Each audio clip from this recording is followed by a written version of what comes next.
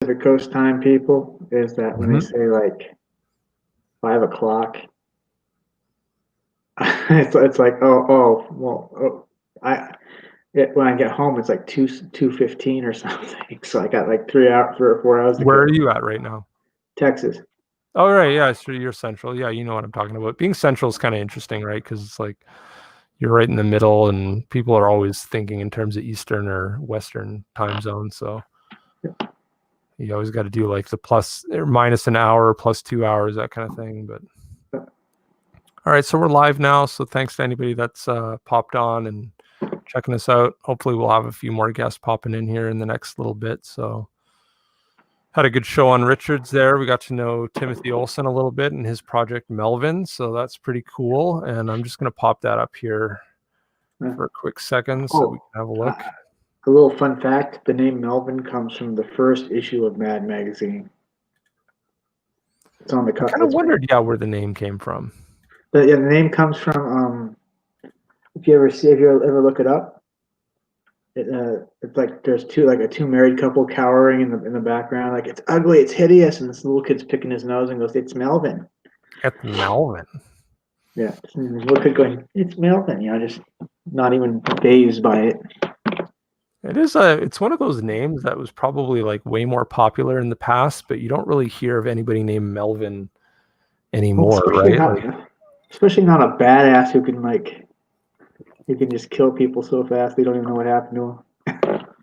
Exactly. And I mean, I mentioned like he kind of looks like a toss up between Toxic Avenger and He-Man, but like for some reason I want to say Melvin actually, yeah. I already got the second issue. Melvin is like that nerdy guy in Toxic Avenger, the 98-pound weakling. Oh no, that's the alter ego of Toxic Avenger before he becomes Toxie. He's like the nerdy guy that gets tossed in the vat of toxic waste or whatever. And so Toxic Avenger is Melvin. So I was right. I'm not saying you were like ripping off Toxic Avenger or anything. No, just like it's just one of those ways the universe. I know what scene you're talking about because I've seen clips of Toxic Avenger. And it's just. Have you never seen that movie? I've never watched it, but I've seen clips. Okay, yeah, no, you need to like the first Toxic Avenger is actually, for all the comedy, it's pretty dark and pretty like gory and freaky, and it's like kind of a vanguard of like independent cinema. If you watch any of the what's his name, Kaufman there, he does all the crazy trauma entertainment stuff. So yeah, I think you'll like it actually. But I mean, nowadays everything's a mashup of something else, right? Or whether you intend for it to be or not. Like so many influences out there, it's hard to come up with anything 100% original. So the second issue, I haven't even started on the second issue of Melvin. I already got it kind of planned in my head. Hail Melvin, hell yeah. I was listening to I was kind of listening to Metallica's Battery. Yeah. And I was kind of plotting in my head what the second issue is going to look like. Yeah, this looks good. Your artist is pretty tight. Yep. So hopefully people will get on this sign up and get on the list so you guys can get updates and learn more about it and stuff like that. Definitely. It's he definitely brought my character to the next level, pretty much, to a level I probably couldn't have gotten to it myself. So just gonna make sure I got my screen or my audio turned on. I'll play the trailer again.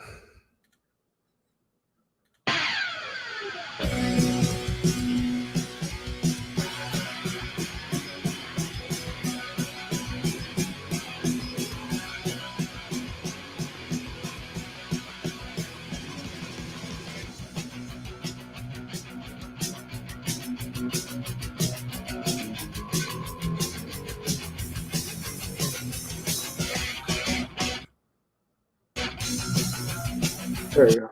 Yeah, well let's do that again at 1080 because I think I might have it a low res.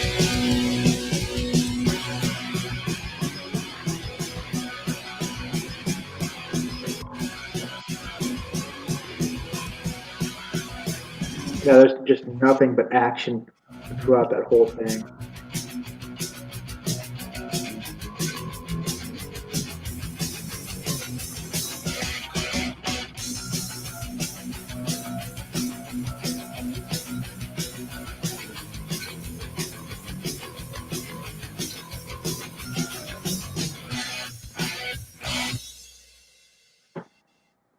Fucking rights, man. That looks pretty good. I like that. It's got the punk, kind of the punk metal soundtrack in the background. It looks pretty good. Yeah.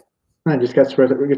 I mean, why you know, for some people it works for them to do a build up, and like to me, I'm like, I want to get right to the point. Let's get to the point here. This is an action-packed comic. Exactly. And this is perfect for the sign up where it's kind of like a little mysterious, like you're just showing pages, you're not really getting into exactly what it's about. You got a cool musical, you know, soundtrack going on and stuff. And then when you launch your campaign, you can do like a proper trailer and stuff like that and explain what it's about. So this is good. Yeah. Or just get like, you know, blood, guts, and guns. What everybody if everybody was really honest what they really want in their comic books.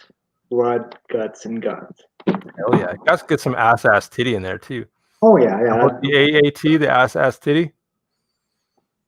Naturally. Okay, yeah, that's Dan Frega that came up with that probably months and months ago on his stream. So it's kind of like trickled through the comic skate community, and everybody's all about the ass titty. Even if you look in my name there, I got the AAT highlighted. You gotta always focus on the ass titty, man. Yeah. Yeah, no, I'm glad you're going live with your campaign soon. And when is that? Did you say November? I want to have everything done. I want the art, the words done, everything done.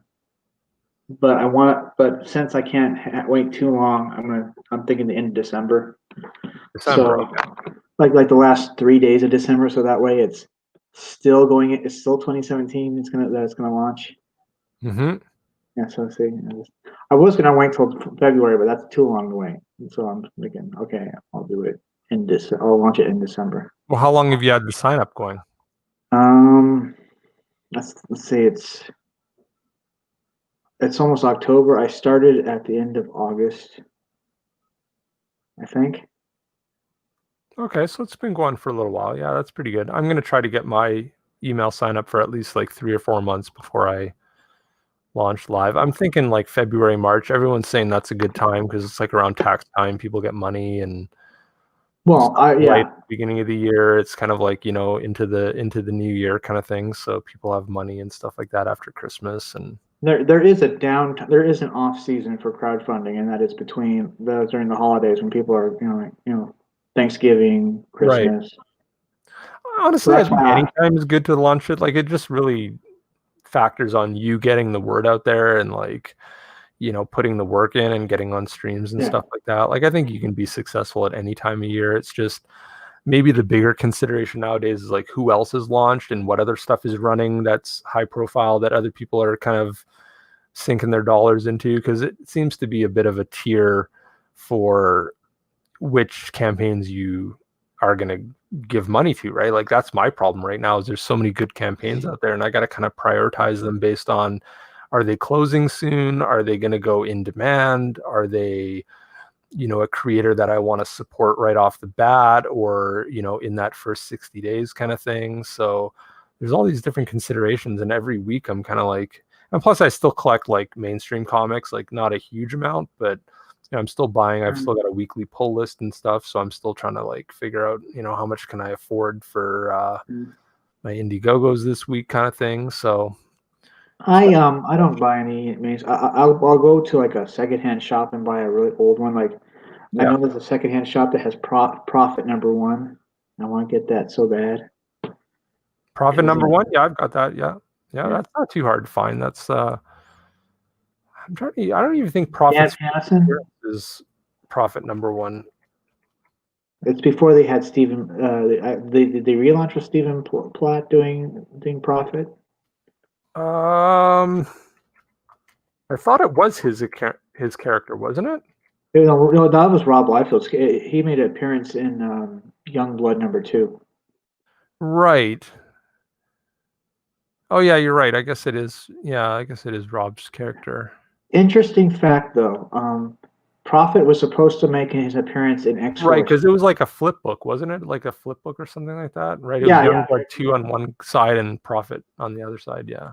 No, well, was it Prophet on the other side? Because I know that at the other side of Young Blood would be like a kind of promoting that character Supreme. Yeah, maybe I'm getting it mixed up then. Yeah. I just know they did a bunch of those flip books back in the day, and it was always hard to keep I track. thought that Like was I would look really, at the cover and go like, "Oh, I don't have that," or "I do have that," and then I'd realize like, "Oh, it's a flip cover. I'm just seeing the other cover to it, not the actual cover that I'm used to." I thought that was a brilliant idea. It's what a way to like, okay, here's this comic book, but I'm also promoting this other comic book. If you flip around, you get just a little taste of what's coming. It is. It's a really good idea, actually. I thought about that in Comicsgate. Like that could be used to kind of not only promote up and coming stuff, or if a creator has like a secondary title they want to work on, but they don't really know if it's like going to be popular or not or something, do it almost flipbook style. Like, It also creates a universe. yeah, Yeah, you're expanding a universe. And why not you know what I'd like to see come back is like 0.5 issues, like because those are like almost like prequels to the first issue. yeah, absolutely. Well, and that was big in the Wizard days, right? Because Wizard would come polybagged with like the number 0 issue or the half issue, and Yeah, I have. I think I have Youngblood. I might have Youngblood 0. I used to have Wildcats, but exactly. Yeah, a lot of those I kind of missed out on or just don't have anymore from back in the day. But whenever I find them in the dollar bins or whatever, I grab them whenever I can. yeah. Any of that 90s stuff, like honestly, 90s image stuff is pretty hot right now. Like the prices may not, represent that necessarily. Like for certain things, the prices are going up. Like I've noticed Spawn #1's actually been jumping pretty good in the back issue I guide. think the content is what people are wanting because Marvel and DC are trying so hard to be so woke, and they think that's what people want, Exactly. and And that's people not what just want people. like kind of the badass comics from the 90s and Yeah, they're really good art. And, because those guys were at the top of their game at that point. And, because that's why they split off and did Image, right? Is they were able to pretty much bring all the customers over to wherever they went. The people weren't buying Amazing Spider-Man because it was Amazing Spider-Man. They were buying it because it was Todd McFarlane. So wherever Todd McFarlane went, they went with him. And yeah. if it was Spawn, that was fine, and Spawn turned out to be a really cool character. Actually, Spawn's like one of those comics where, 300, what's this, 309, going 300 Oh, issues it's in. still going. So he didn't. Yeah, He he's did. still going, and he even does. This is the Matina cover, but Todd still does covers for his own book. The interiors now, I think it's Ken Lashley that recently started doing the Yeah, interiors, he but had this one artist that was kind of a weird, kind of like almost like I don't know. It was weird looking. for who, Spawn? Yeah, I mean the recent issues.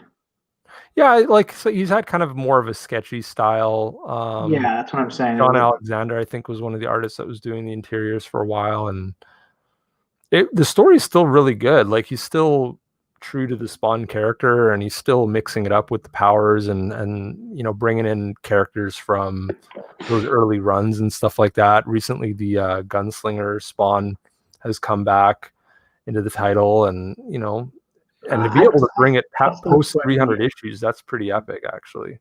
I stopped. I guess I kind of lost track around issue 38. Well, same here. I stopped at like probably 25 or 30 back in the original run and then just picked up the odd issue here and there. But I think maybe about 275, I started picking it up again because it was like 299. I'm like, hey, a $3 comic and Todd's still writing it and the art is still decent. And you've got Francesco Mattina doing like fully painted covers. And like it was still literally bang for your buck, one of the best comics you could buy on the shelves currently. So I started collecting it again, and it's been getting really good lately. So I might get collections though. I'd like to get the Spawn collection, and that way I can say, oh, I have most of the Spawn issues. yeah, and even odd if you run into like random back issues that are like decently priced, like cover price or less, I say grab them because there's a lot of low print run Spawn issues, like anywhere between issue 75 and 200. Any of those issues were, for some reason, I guess it was just kind of on the downswing, that title. They're very low print runs. Some of the print runs on that are under 8,000, under 6,000 copies per issue. So, and like there's a lot of like 25, 50, and $75 back issues in that run just for that reason, just because they only made like a couple thousand or 5,000 print run on them.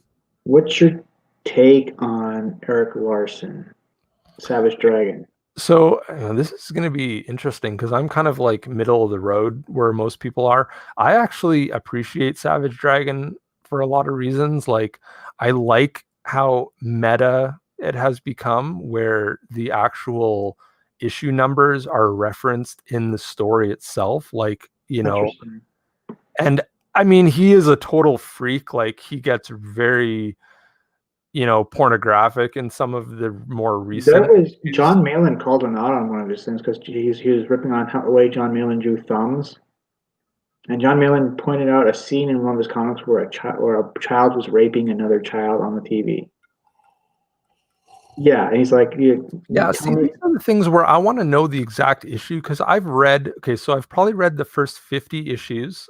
I bought like the first 20 or 25, including the miniseries when it was first running, and those are pretty straight run of the mill. Oh yeah, OG Savage Dragon man Yeah, is pretty good, but I mean I don't know about this new one. the recent stuff I've read, and then I've read like I kind of started back around like issue 90 to like 110, and then like 170 to 200, 220 kind of thing. And then recently with him reaching 250, I read like from about 225 up to the most recent issues. And the more recent stuff is pretty crazy. Like from anywhere like 200 up is like there's nudity in every issue. Like it's pretty much Maxine, because it's Malcolm Dragon now, right? Like the Right. actual Savage Dragon character is dead in the official Yeah, story. they sent him to the chair. I don't know what issue, Son, but the new Savage Dragon is the main character, and his main squeeze that he has a bunch of little mini Savage Dragons running around with. This Maxine girl's like a total nympho, and she's like pretty much, fucking begging for dragon dick in every issue. And like it gets a little old because almost every issue ends with them jumping in the sack or them having some sort of threesome or something like that. So you just wonder what Eric Larson is like. The guy isn't must Eric be Larson supposed to pretty. be like super woke or something? It's not really that woke. Like, I can see maybe why people say that, like, because I mean, it's always had a very diverse cast of characters and always had a very kind of like modern day sensibility to it.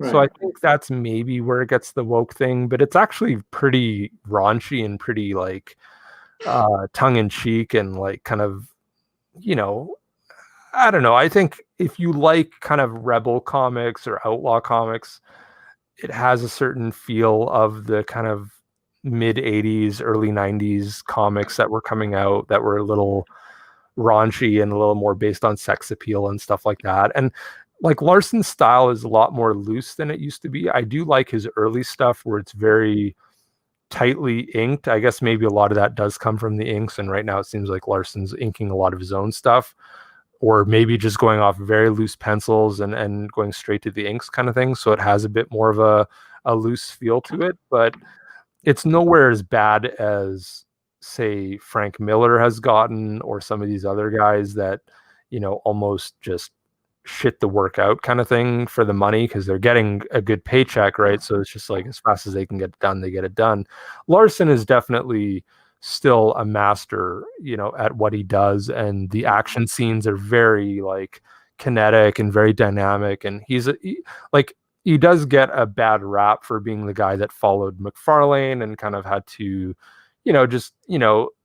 his style is somewhere between Mark Bagley and Todd McFarlane in terms of like his impact and like the look of Spider-Man that everyone kind of looks at. But those Amazing Spider-Man Larson issues are actually pretty decent. Like they're not, Hmm. when he brought back the Sinister Six and stuff like that whole run was pretty cool. And then Bagley came on and took Well, he over. did stick with Image when everybody bailed, and then later on came back. Yeah.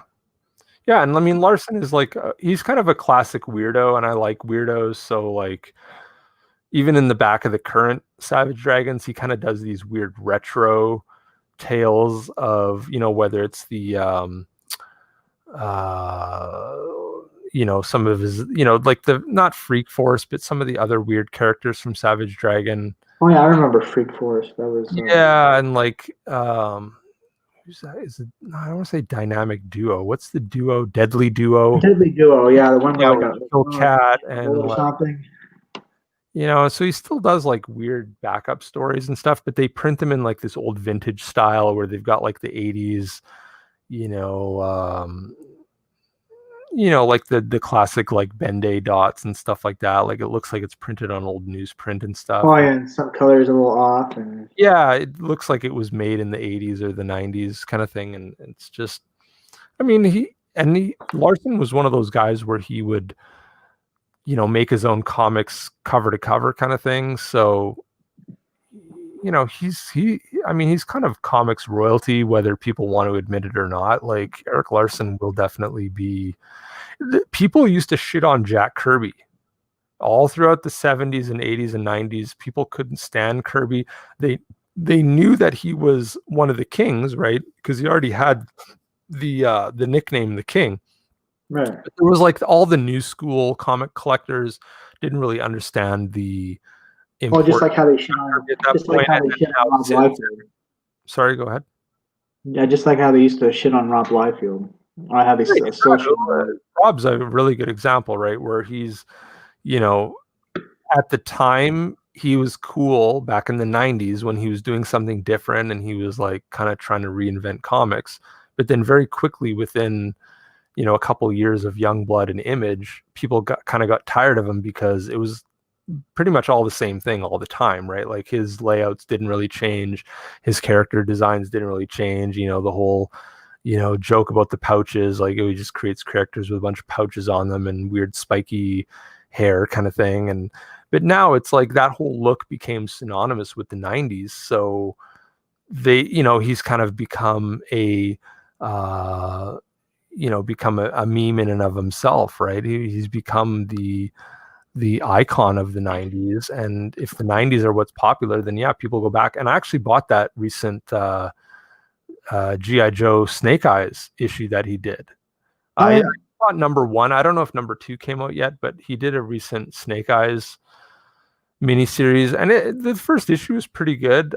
Zach liked it quite a bit. He kind of said it was pretty good, and I thought, okay, I'm going to pick this up, and I agree. Oh yeah, your boy Zach. Yeah. Yeah, I think he's heavily influenced by the old school Larry Hama G.I. Joe. Yeah, and it's scripted pretty good. Like it's, any of these kind of properties that are based off of toys and animation and stuff like that, they're always going to be somewhat limited in how much characterization you can have in them. But for that, you're mostly relying on the fans of the property, right? As long as you're staying true to the character, you're staying true to how the character was represented in the past, you're going to have a built-in audience, right? And I'm that type of guy where I love toys, I love animation, I love all that stuff from the 80s and 90s. So I mean, if you haven't told by the gray in my beard, like I was an 80s kid, so I grew up. Oh yeah, I was born in 1979, so yeah, I know about that stuff. Yeah, I'm a 76er, so yeah, exactly. Like we were both the same generation. We know exactly what, all this, because it was kind of the birth of pop culture being a popular thing, being around for all these toys and video games and animation at their outset. And now, everything is based on nostalgia, but I mean, I never got past the nostalgia. Like I loved all these things ever since they came out, and I never stopped liking them. So the fact that all these things are being reborn and redone and rebooted now, well, I'm not just jumping on board because I'm trying to necessarily connect with my childhood. I've literally been buying all this shit the whole time along, like all throughout my teenage years and 20s. I mean, I've had drop-off points here and there over the years and over the decades, but I've been a fan of it the whole time through, right? It's just certain things take priority in your life over other things, and you gotta stop collecting this or that at whatever time. But I mean, I always come back to it because I've loved it ever since it started. I've always needed a little pointless little hobby, something I just collect just because I like it. Like let me show you the recent thing I got. Cool. This is the recent thing I picked up.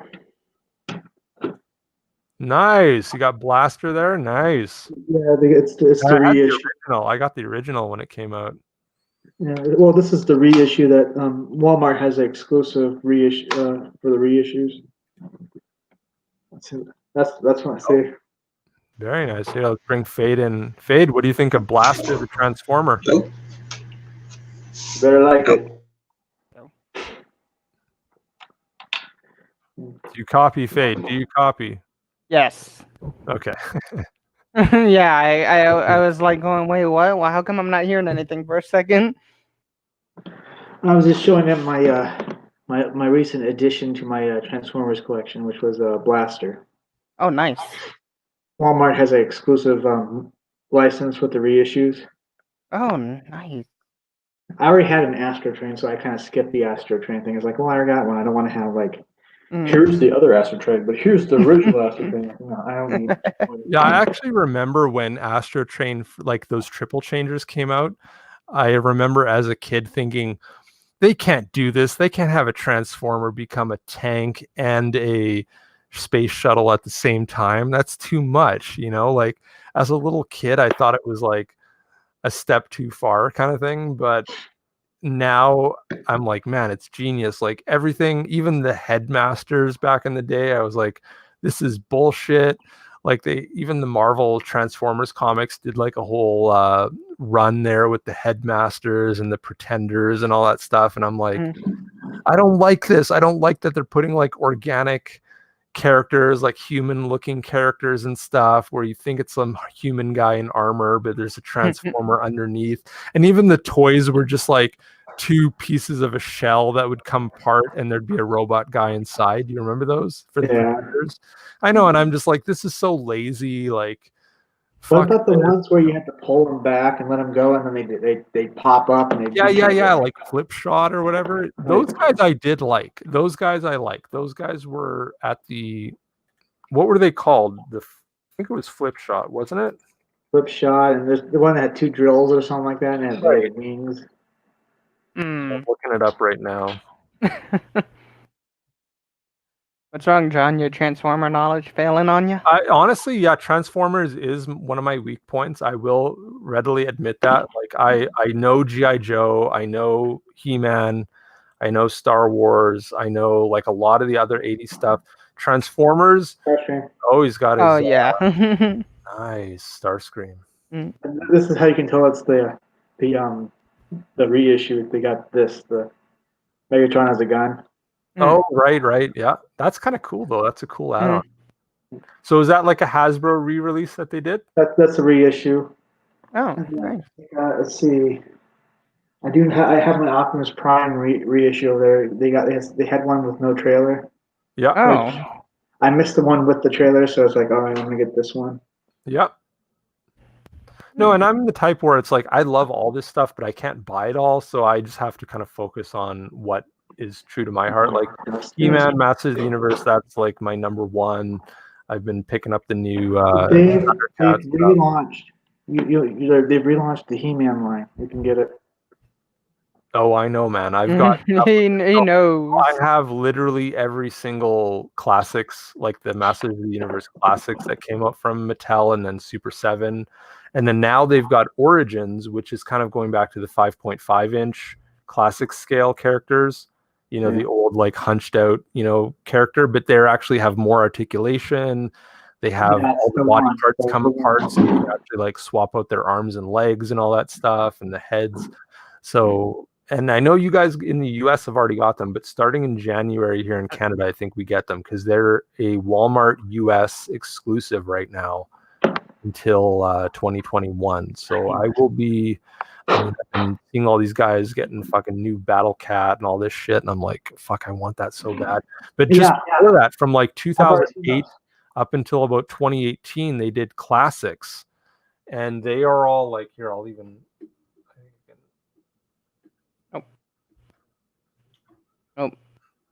Oh, he's gonna show the toy collection. Oh, dude. Dope. They're all like 6-inch or 7-inch scale, like Marvel Legends scale toys. And a big Castle Grayskull, and then those white shelves there you can't really see, but those shelves floor to ceiling are all full of figures. So one day I'm gonna like get some good. I've got probably 250 toys or something like that, and then up there where is it? Here you can see I've got like the Wind Raider, and I've got the Night Strider toy and stuff. So yeah. What was the one that looked like it was like a jet and it looked like a bird or something that He-Man had? That was probably like Point Dread, like the Talon Fighter, maybe. Yeah, I had that one too. Oh, nice. Back in the day. Here, I can bring some stuff on here screen for you. Gotta make sure that looks good. I need to start dusting these. And I will stand here and entertain the crowd. Hello, crowd. Oh, nice. That's the one. Vehicle, and it comes with like the flight stand and everything, a little dusty. Oh no, the one I had like a bird head or something. Yeah, you're probably thinking Talon Fighter, probably.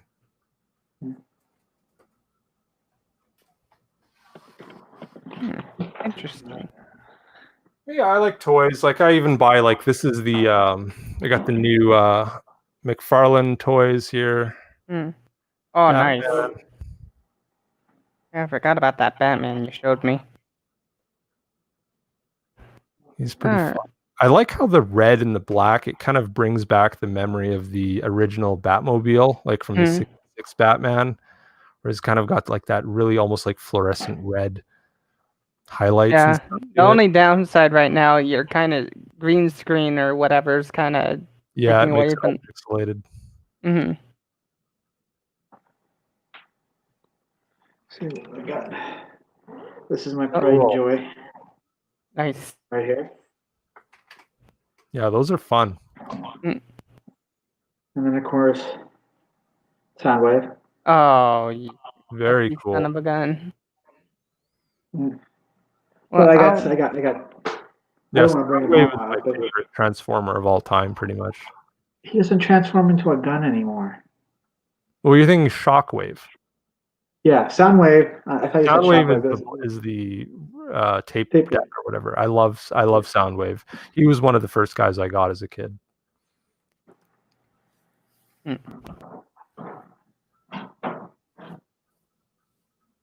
Here, while he's up, I'll go grab something else too.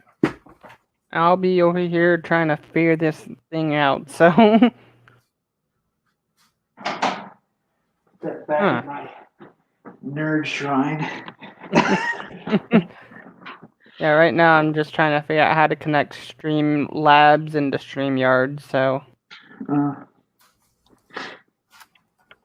But I can still see you guys through it. Hello. Hello.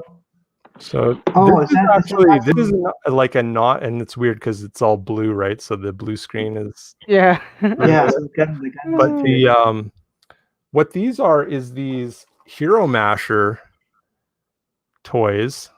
Okay, I never got those. They're non-transforming, but literally I've been finding these at the dollar store. These are only like $4 a piece, and they're like 5.5, 6-inch scale. So like next to a classic He-Man figure, they almost fit in perfectly. So I'm like, hey, this is awesome. This is like I can have my 80s Transformers next to my 80s He-Man guys, and like I put them on the Castle Grayskull, and they're like perfect size. So yeah, here's Soundwave. Like he doesn't transform or anything, but they have like, like their legs come off. Like you can actually mix and match the parts for them. And they come with all sorts of interesting, weapons, and he's got the classic bazooka and shit like that. But I found those guys, but I've got like Megatron here. Right. Kind of, it's kind of an amalgamation of like the classic look versus the kind of the Cybertron look or whatever. So there's him I picked up. These I just found these in the dollar store the other day. Slag, the Dinobot. They can't call him Slag anymore. Is it not? Or what is it? Oh, Slug. Slug, yeah. Dinobot Slug. We still know he's Slag, but that's some kind of British bad word or something. Name, yeah. And then here was this Bulkhead, kind of a military green guy with the big blasters and shit. Yeah. Yeah, I've got like Optimus, I've got Bumblebee, I've got a bunch of these, and I mean, I've literally just found them all at the dollar store for like $4 a piece, and they're like $15 to $20 normal. So yeah, I'm gonna grab them. And they probably had to get rid of. It's probably like they They probably had some extras left over and they had to liquidate them. Like, Yeah, exactly. Get And, them to a dollar you know, store or something. We don't need them. they're kind of the classic look of the characters or whatever. So, they're cool to me. I think I found Rodimus Prime. I found Springer. I found Wheeljack. I found a bunch. They got there's 20 or 30 of them already in this line. So I wish I had picked them up when I did, but when I was still in Washington, I was walking through Ace Hardware, and they still have like a little toy section. For some reason, I just always walk through there. They had some company had taken like Constructicons, repainted them, and called them something else. yeah. Yeah, I mean, well, they did that with GI Joe back in the day too. There was all the weird repaints of GI Joe. There was like Tiger Force, like those were official, but I think they did they were called the Core or something like that. Like some other company made like kind of GI Joe knockoffs. Yeah, but you could tell they were knockoffs. These Yeah. things literally look like they took the exact same toy, colored them, and called them something else. There wasn't even an attempt to like knock. Hasbro wasn't the official company. No, they disappeared pretty quick. Okay. Yeah, some of that stuff, all the bootlegs end up being worth money down the line. Like same with He-Man, all those Masters of the Universe bootlegs. Like there was like Galaxy Warriors and all these weird knockoffs and shit. And back in the day, they were like, yeah, dollar store fodder. But nowadays, like they're heavily collectible because, people either just bought them and threw them out, or sold them in the garage sale kind of thing. But, if you've got those things complete or on card nowadays, like they're actually worth quite a bit of money. So I was thinking about getting getting GI Joe collectibles, but I was like, I don't know if I have room for them yet. Yeah, that's the thing, right? Like exactly how much room, how much money, how much, are you a completist? Like that's always my issue too when I start buying something is if I really love something, I know I'm going to want to buy everything I run across. So like if I start buying it now, then I know I'm just putting my foot in the water for the rest of the stuff that comes out. So I kind of have to realize pretty quick because, you buy the first couple figures or the first wave or two, that's one thing. But I'm always like, man, I'm in this. Like recently, Super 7 has been doing these Ultimates figures. So they're doing all the Playmates, Ninja Turtles. They're doing Thundercats. And they're all in the style of those He-Man classic figures, like the 7-inch buck. So I've just kind of all in for all that stuff because I've got so much of it already and I'm kind of buying everything that there is. But you realize like, man, these guys are just going to keep putting toys out like, anywhere between 12 and 20 new figures a year at $5 a pop. And it's like, it adds up pretty quick. Yeah. So same thing with Transformers. Like here, I'll share my screen on some of this stuff. I was talking about the HasLab earlier today. And I wonder what's coming out after Blaster. Mask, maybe? I knew the first one was Astro Train, and then the other one was going to be Blaster, which recently came out. So here's a Unicron that they're doing, right? So can they actually truly do a proper? It's already funded. This is an older one, but they wanted 8,000 backers. They got 10,000 plus. Damn. Wow, that is really detailed. It is. I forgot about that too. How tall is it? Oh, it's pretty tall. Let's see if it says here.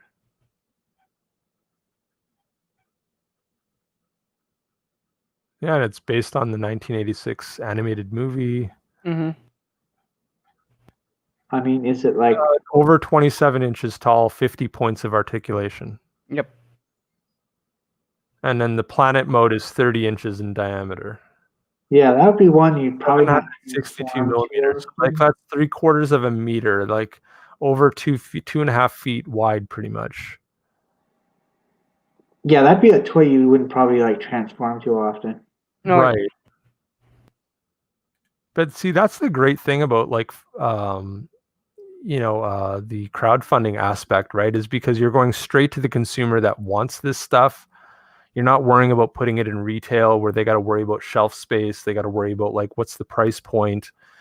Like, this is pretty much the perfect model for any of these like highly detailed collector series characters.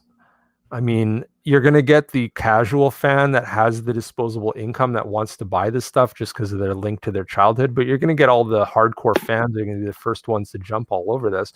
And I mean, they had over 10,000 backers. So like that to me is like a mainstream. And they got a little stand for it too. Yeah. Mm-hmm. I mean, that looks pretty cool. And these are just kind of like the rough concepts. And I don't think this is maybe shipped out yet, but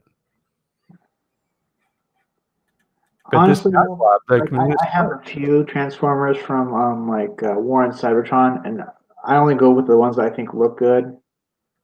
Because some of them, like the Ironhide, I think that looks stupid. Well, right, so I would get the ones I thought looked good, and then like with Earthrise, I'd get the ones that I think most of them look good.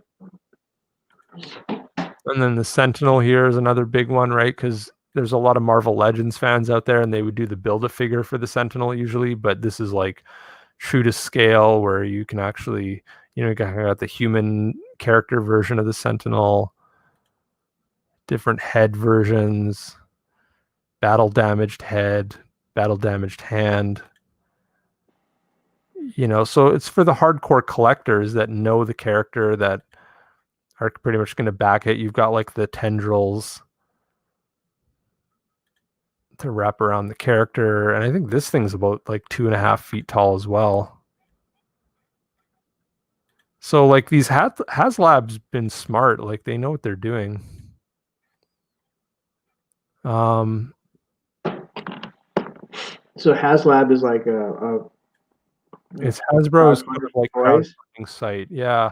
So these are the two that came out today. So there's the Hero Quest board game, which everybody, I don't know if people remember that, but that was kind of like the first crossover board game where it was very similar to a Dungeons and Dragons style dungeon crawl, but they just had like cardboard barriers, cardboard walls and stuff in it. But now, like, look at this thing. I don't know if it was just launched today or if it's been a couple of days, but it's already at 1.478 million out of their 1 million goal at literally just a $99 and $150 tier. Mm-hmm.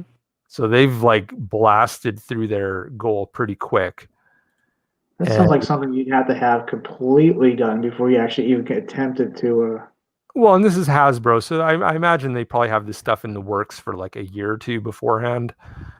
Because I was watching the streams today for the Marvel Legends characters, and they were saying, yeah, we've been working on this for 2 years, and we're finally able to announce it. So I think they have like an 18-month lead time before they are these people actually work for Hasbro, or can they? This is official Hasbro. This is like corporate Hasbro.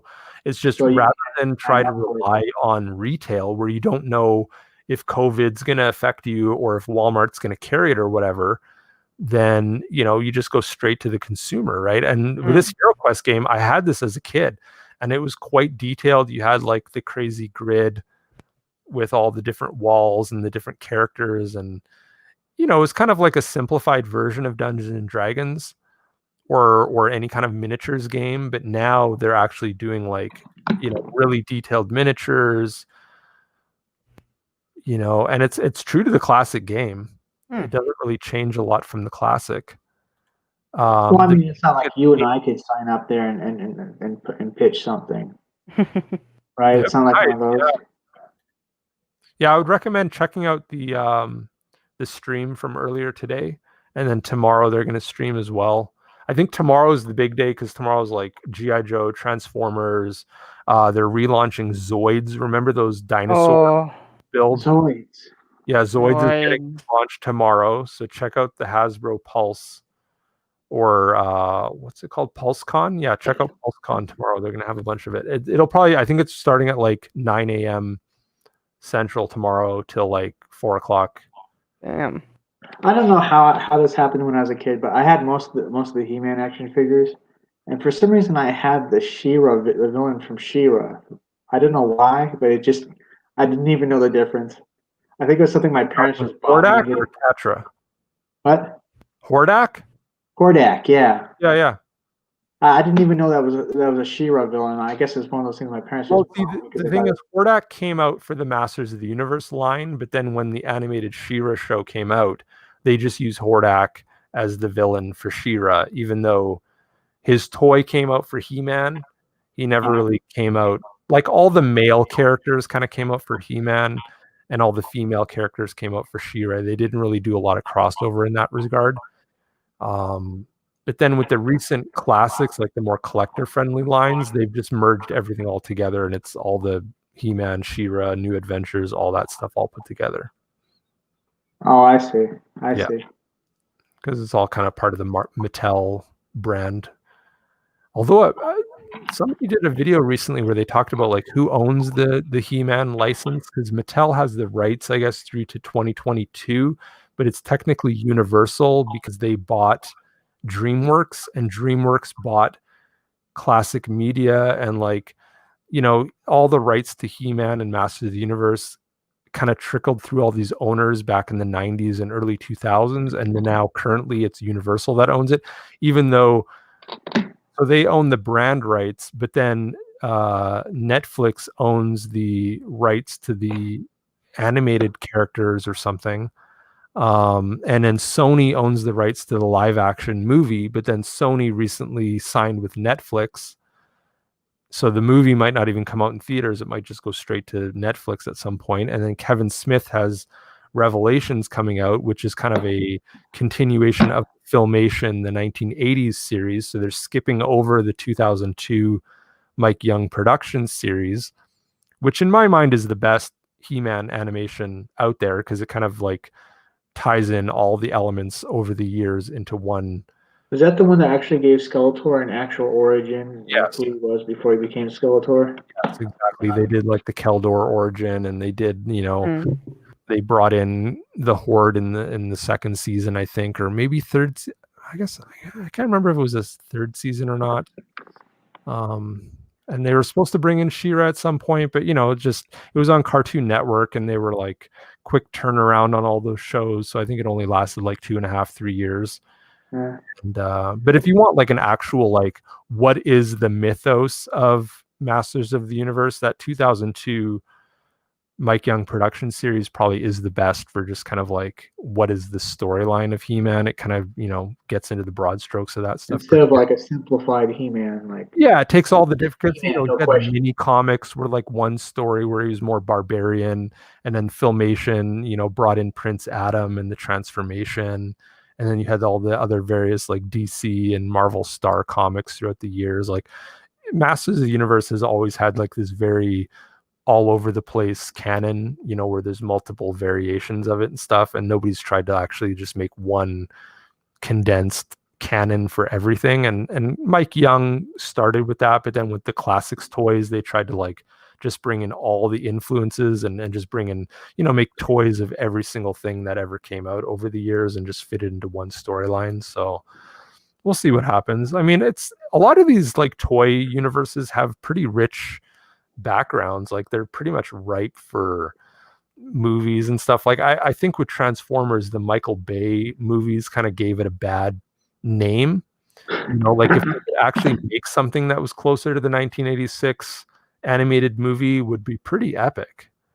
Well, they did have that Bumblebee movie, which was received pretty well. I liked it. I thought it was pretty good, but it kind of suffered from just being, you know, Bumblebee centric, and the stuff on Cybertron looked really good, but as soon as it started, it was over, right? So, and you wanted more. So hopefully they do more with that. Yeah. Well, I mean, also they kind of contradicted the first 3, 4 movies. A little bit, yeah. Yeah. But it's like the first movie was okay because cool. Yeah, like see, because it was kind of nostalgic. Everyone bitches about Star Wars and how Star Wars is dead, but then today they launched this HasLab for the Razor Crest, right? The Mandalorian has gotten pretty good reviews and pretty well received among. I love the Mandalorian. I don't even care if it's Star Wars or not. It's that whole gunslinger kind of like loner kind of. Absolutely, it fits in very well with the classic Star Wars, and these are just digital renderings, but man, do they look great. And this is supposed to be the most detailed vintage scale. Like this is 3 3/4 scale, what they call the vintage collection for Mandalorians. So, I mean, it's $350 US. It just launched today. It's got 45 days left. They got a target of 6,000. They're going to hit their stretch goals at 8,000, and it's already got almost 4,000 today, like in literally less than 10 hours. So they're going to hit the 8,000 no problem. So you know what they're going to do. Like, look at this. It's got the fucking toilet and the little closet that the child hides in. Oh, the Yoda. Yeah, and like, So like the side engines come off. So if you want to put it on a shelf and you want to take like one of the back engines off so that it fits on your shelf, you can do that. It's got like, the rear cannon.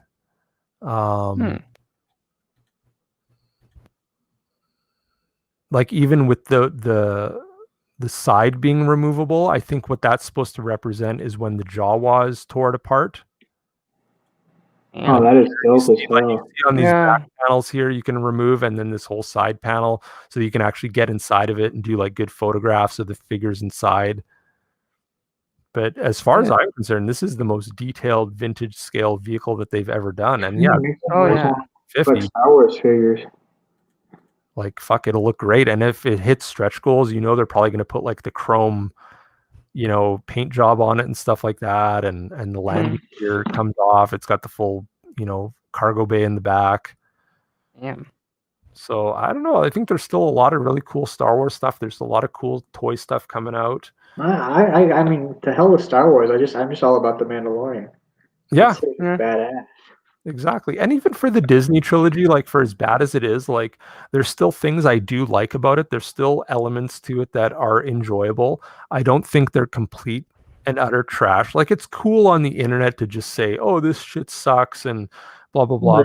As a true nerd, like I try to look for the good in anything. Yeah. I don't see the Disney trilogy as being completely pointless and completely throwaway. Like, yeah, it might only be like 25-35% good or whatever, but I mean, I love like classic Godzilla movies. I love like fucking B movies from the 50s and 60s. Like there's always going to be something I like about even like modern sci-fi and modern franchise movies, right? I'm not going to throw it out the door. Well, the thing is that episode 7 was pretty cool because it was like kind of a tip of the hat to episode 4.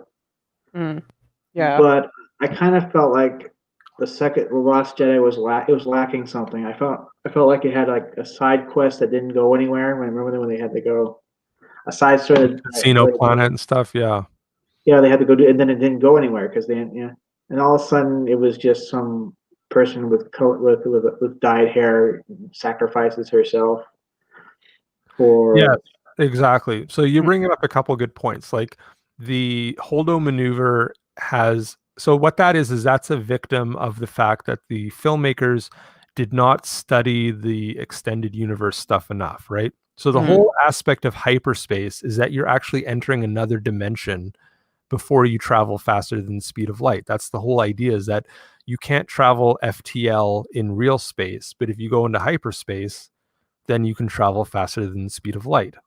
So then the conundrum becomes, if you're actually entering hyperspace, at what point does the ship slip over into the other dimension?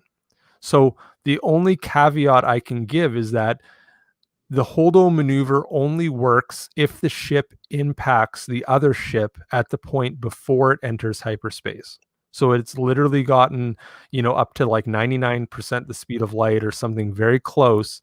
And therefore you have that much more kinetic impact when you hit the ship, right? Which in and of itself is a cool concept, right? Like it is a cool concept in the sense of, okay, you've just kind of weaponized a hyperdrive now at this point. But then it also belies the fact that in none of the previous expanded universe stuff did they ever really use this. Like, why, if that was a realistic weapon, then why had it never been developed, right? Like, why had not somebody said, yeah, like let's make a hyperdrive that doesn't actually go into hyperspace, but it only goes right before the point of no return kind of thing, and you get that maximum punch power, and then you've got a missile or some big warhead that destroys like massive capital scale ships. Well, my point was I kind of felt I watched the movie and go, that's it.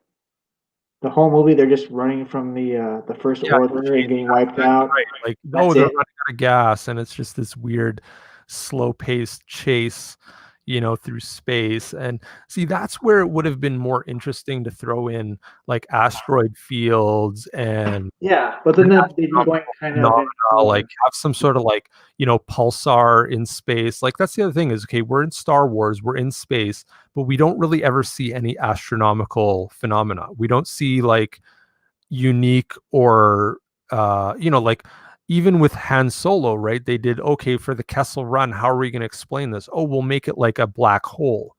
And then they have that whole sequence where they're in like the kind of like the nebula or whatever, and there's the creatures with the tendrils and the tentacles and everything attacking the ship. And then even the black hole itself is like, I think they call it a maelstrom in Han Solo. So like at least they were, and that's the thing, I hate to say it, but like out of all the shit that Disney's done, the Solo movies, like whether it's Rogue One or Solo, like I've actually enjoyed those a hell of a lot more than the actual trilogy movies. Yeah, I don't know why people. I mean, I actually kind of like the Han Solo movie. Yeah, so do I. Because it's just like an offshoot adventure. And okay, maybe it's like not what you thought Han Solo's upbringing was or what his origin was, but I like it because it kind of reminds me of, like, I actually used to do a lot of Star Wars role playing, whether it was the Wizards of the Coast or the Western games, role playing games. And with those games, you could just go off into whatever backstory you wanted, right? It was even prior to the prequels and all that stuff, right? So there wasn't really any backstory on a lot of this stuff. You could just make it up as you went along. And there were novels back then. There was a Lando trilogy. There was the Han Solo at Star's End novel trilogy. And those books kind of got into a lot of, really wacky stuff, but they were just kind of ignored when new movies or new things came out afterward. But which is sad because they could do a sequel and introduce those characters. In fact, they could do a Star's End story and have it be a sequel to the Han Solo movie. Absolutely. And same, I heard like maybe that what's his name is getting a Lando miniseries on Disney Plus. Oh yeah. Yeah, Dong Lover, right? He, like everyone made fun of the fact that, oh, Lando's pansexual and he fucks his robot, he fucks his droid now, and it's like, no, okay, first of all, that story could have been cool because honestly, in today's day and world, if you built a sexy robot, people would fuck it, right? And like we've seen, like there's the real dolls, there's those silicone things, and carbon scarring around his dick. Well, but that's the thing with Star Wars technology. Like, imagine what a true sex bot would be like, right? It would not look like L337 or whatever that stupid feminist bitch bot was in Solo. And I mean, like on the surface, it's dumb, but like on a certain level, I kind of appreciate it because I'm like, okay, they are trying to do something different. They're trying to give a droid a unique personality.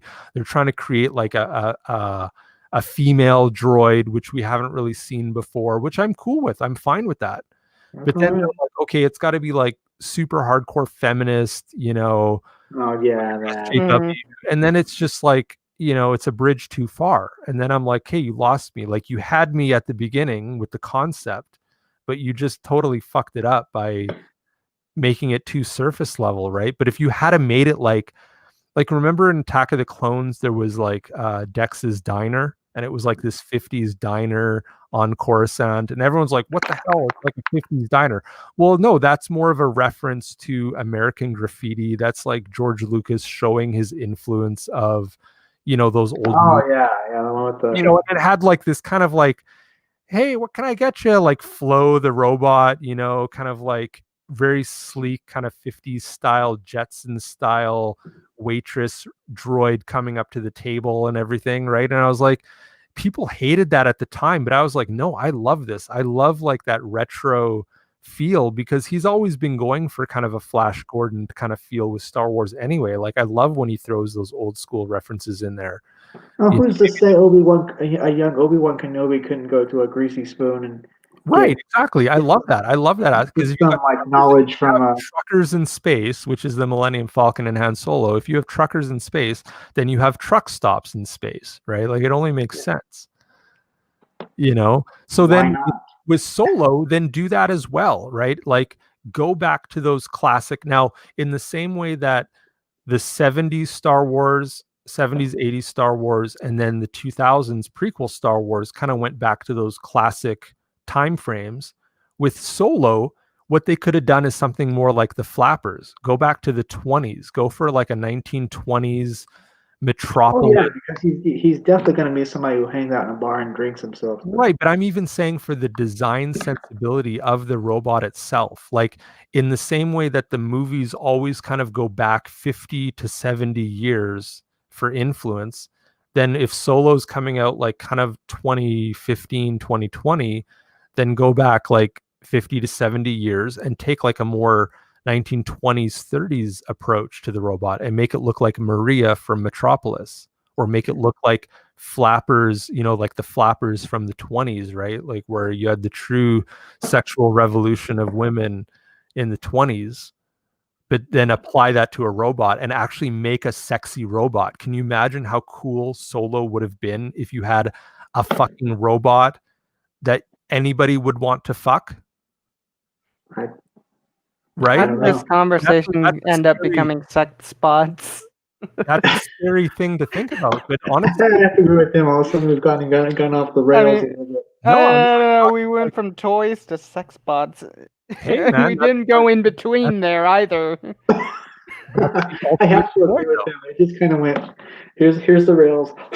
Hey, I'm glad I finally went off the rails a little bit. Like, there was so much of that, like in the 90s too, where you had Hajime Sorayama, who did like his sexy robot pinups. Did you guys ever see those, like chrome girls and stuff like that he would do? I think I might have. Here, I'll bring up one. Yeah. What point I was going to make? Oh, the whole thing about the whole feminist robot thing. What they do? They take the most unlikable characteristics of a person and put it into a robot. Right? Sounds like it. So you had Hajime Sorayama, this Japanese airbrusher, who like in the 90s did like all these calendars and like pinups of like, you know, sexy robots and stuff like that. And they're sexy robots. Like, I don't care what you say, they're fucking sexy robots. And so it can be done, you know. And if you brought something like this into Solo, where this was Lando's co-pilot, you know, because even this art has a bit of a 70s kind of feel to it, right? And it kind of harkens back to the 70s and 80s airbrush art of the day, right? And like, I mean, I know Star Wars is supposed to be for kids and everything, but kind of also gives a comedic aspect to Lando's got problems. Well, I mean, and that's the thing, right? And then you kind of sidestep all that pansexual shit of like him fucking anything that moves to him. Well, hell, that robot's pretty damn sexy. I'd fuck it too, right? And then, you know, Lando remains a purely heterosexual man's man, guy's guy type of guy, right? And he doesn't become the butt of the joke. He becomes, hell yeah, if my robot looked that good, I'd probably fuck her too, right? Like, as well as all the other alien poontang that he's probably getting along the way too. But I mean, if you need a co-pilot, you need a droid piloting your ship, then yeah, make it a sexy female robot. It helps you pass the time in hyperspace, you know, like. But that's what I mean is like some of these, you know, like scriptwriters and studios in general, they don't really take the idea to its logical potential, you know, like to its logical conclusion. They're too busy ham-fisting woke points into the script for no reason. That's the thing that people Right. these types of these blue-haired weirdos don't get, is that they're just kind of ham-fisting their points of view into the script for no reason. Well, yeah, and they're worried about offending like somebody's sensibilities, like, oh, that's like, sexualizing this and that, and that's like, the male gaze and blah blah blah. And it's like, but meanwhile, like shit like that Cuties movie comes out and they want to talk about male gaze. Like, if that's not, that movie is completely, like, from the clips I've seen, that's all Child, it's Mm. it's softcore child porn Yep. completely built on the male gaze, but yet somehow that's woke and that's okay when you're I had to allowing the unfriend male somebody. gaze to like subjectify little girls that are 11 years old. But if you can't have a sexy robot, like, that's fucking stupid. Yeah. I had to unfriend somebody because I made a meme where it's supposed to be it's a van that says free candy on it and it says thank you Netflix. Now now all I have to do is tell the police it's social commentary. Yeah. Get the Mhm. joke? Say that again. Sorry. I said I created this meme, and the memes it's like it's a van that says free candy on it, and it says thank you Netflix. Now all I have to do is tell the police it's social commentary. Right. And this guy started going on off. Have you even seen the movie? Blah blah blah. It's supposed to be, some excuse, some bullshit excuse. And I said, I don't need to see see that movie to know that it's disgusting. And I said, and I unfriended him. I said, you go away now. Exactly. You take that shit somewhere else. Well, and a lot of the people that are trying to stick up for the movie, they haven't seen it either, right? Like, they're not really They're the going best. by some interview where the director or the lady who made the movie. Yeah, That's all they're going by. They haven't seen it themselves. exactly. Mm. Exactly. And I mean, there's a way to tell that type of story. Like, either you cast older actors to play younger, or you just imply certain things. Like back in the day, right, with Taxi Driver, you had Jodie Foster playing basically a 12 or 13-year-old prostitute in Taxi Driver with Robert De Niro, but they Right. didn't actually show her going out and like doing her tricks or anything. They just showed her in her hooker getup or whatever, and she wasn't like the main focus of the movie or anything. Well, and he spent most of the movie trying to tell her that you need to get out of that life. Right, exactly. And Mm. it was a morality tale where they were trying to like, highlight, this is a negative aspect of the character. This is not something that you promote or anything like that. But now with this Cuties, it's like, they're trying to make it like it's some positive influence on kids, or, oh, well, and I've even heard the director say that she was, kind of sexualized when she was young, and so it's a bit of an autobiographical story. But then you would also hope So that she would he recognize like this was a negative in her life, and why would you perpetuate that on some other young kids, even if there's only 4 or 5 kids in the movie, and then how many hundreds of kids did they have to, audition for that movie, right? And I So think one of she the producers is some creep too. I read a write-up where the producer on the movies made some other movies with like half-naked kids in the movie before too, oh, the French movies. Yeah. So, it seems to me like there is a definite, pattern going on here with this movie. what the And hell's wrong with the French? what's that, Tim? Oh. Did you say something, Tim? Sorry, I didn't hear what I you said. said, what the hell's wrong with the French? Well, I mean, exactly. Like, you got I to think chalk it up to that a little bit, right? That they're just, the French are more, I guess that's how it's kind of justified, right? Is that they're a little more, I don't know what you call that. Like, yeah, I think the age of consent is lower, but it's also that they're just, oh, it's artistic, and oh, it's the beauty of the human body, and like, they kind of play that excuse, over the years, kind of thing, right? kind of Like, think during World War II we dropped the bomb on the wrong country. and I don't even really judge Hmm. it on that same level. Like, to me, there's like a certain level of evil where, yeah, if you're killing people and you're, imprisoning people, that's one thing. Like all this pedo shit is of a different level to me, where it's just, these people are they're sick in the head, but they're not, I don't know. I don't think you don't drop bombs over stuff like that. It's really more of a, it's just people that really have lost sight. I mean, the French have always been known for kind of like being atheist Yeah. and not having a very strong connection to religion and a strong connection to, kind of common morals and things like that, whether it's throughout Europe or throughout the rest of the world. They've kind of always been, on that, of the more baser instincts and things like that. So it's not really surprising that this is a French movie, but at the same level, it's like you have to go after Netflix and you have to go after the American companies and kind of the more mainstream money that's behind this kind of stuff. Because the French are always going to put out kind of weird shit like that.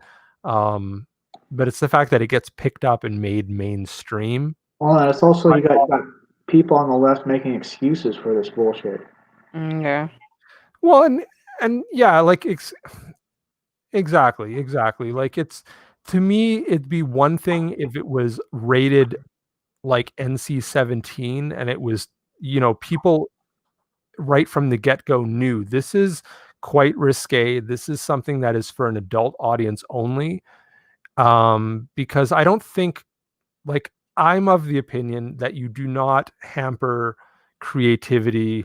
First Amendment rights come no matter what, even if something is very, very risque and very like raunchy, whatever avenue it goes into. You gotta draw the line somewhere, though. Everybody should have a chance, but you are going to be a victim to the crowd out there, right? So if it's made for a mainstream audience, then don't be surprised when that mainstream audience comes after you and wants your head on a pike, right? But there's been a lot of like old school movies and things that like they knew were kind of risque, and so they didn't market them to a mainstream audience. They said, okay, this is not exactly rated X because it's not a porno movie or anything, but it's NC-17. It's beyond an R. This is not something you would ever see in a movie theater, So just know that, and then those movies get their own notoriety because it's like, hey, this is crazy. This is beyond R, but it's not exactly X, So like, it's trying to be serious. It's trying to be like artsy fartsy. It's trying to be like its own thing. But just know before you go into this movie that you're going to see some crazy shit, and I'm okay with that. I'm okay with like pushing boundaries as long as everyone going into it knows exactly what they're getting themselves in. If you go to now, my issue with the Cuties movie specifically is more that they get actual children playing these children roles. Yep. I'm okay if it's old, like 18, and they're playing 15, because Right. it's adults on screen and stuff like that, and there's not any kids actually being exploited. But if Right. the characters in the movie are younger, that's part of the story. That's okay. I'm okay with the story actually portraying younger characters in situations like that. I'm not saying it wouldn't be like difficult to watch or that it's not like something that you're like, oh my God, I don't know if I should look or not, But that's kind of the point of the movie. That's like at that point when you're trying to portray younger characters in a sexual situation and in a story that's supposed to be like, coming of age or like, that kind of thing. Because it's all the arguments that the SJWs are making. It's like, oh, all these alt-writers, they hate this movie because it's like they're not in touch with child sexuality and blah, blah, blah. And it's like, yeah, I remember being 12 and 15 and, prior to 18. Yeah, like human beings are sexual before they're 18. There's no doubt about that. Yep. But the problem is the problem is how you portray it and the characters, like how old are the actors? Right. How mainstream is the audience? Is it on Netflix? Because like potentially anybody that has Netflix, any kid can watch this movie. And what, you don't think 12 and 13-year-olds are going to watch this movie and look up to the characters in this movie? Of Not course only they're going to like, oh, these girls are cool and they're going to want to be like that. So it's going to promote that. But if it's something where it's like very against promoting that, and if you apparently at the end of the movie, the girl you know, the kind of the whole movie is like a dichotomy between should she choose the Muslim upbringing or should she choose her twerking crew? And then she just basically dresses like a normal 11-year-old kid and goes out in the street and jumps rope. And that's how the movie ends, as just like a normal kid. But if you got to like wade through this giant slog of a giant pseudo pedo fest movie just to get to the end where it's like, oh, she actually chose the right thing and she didn't choose either side, you know, she just is a normal kid at the end of the movie, then it's like, again, it's a bridge too far, you know, like you've kind of, you know, you should have really sold your movie better, you know, to get that point across, or not done close-ups on their little, you know, because that Star Wars girl Anna did a couple hour, I didn't watch the movie, but I watched Anna's review of the movie where she does like 2.5 hour review of it, and she goes through it scene by scene, and she's saying like, yeah, they close up on their like crotches and they close up on their nipples and everything, and like it's very like, you know, exploitive of them, right? So I'm like, yeah, that's fucking wrong, you know, like it'd be one thing if they imply it, but when they're showing it in close-ups, then yeah, it is some pedo bait movie, because why else would you show it? Right? So like I'm open to like make a movie that's artistic and that actually gets a point across, but if Society needs to draw a line somewhere, and I think Netflix crossed it. absolutely. Oh yeah. I heard their stock went down like, you know, $7, $8, $10 in a day on some of those days after it came out, because people were canceling their Netflix and stuff. And that's good. That's the people voting with their dollar. That's how you should do it. And my issue is that you have people on the left almost making excuses for just anything and everything, like, oh, anything and everything is okay, and it's not. You need society, civil society needs to draw a line somewhere and say, you're not crossing this line. Absolutely. Absolutely. Especially in the case of that movie where it's already like been filmed and you know what you're getting, right? Right. Like, I don't like when people judge stuff before it's complete, you know, like they just hear about it, or like they see a couple screenshots and they just make all these assumptions.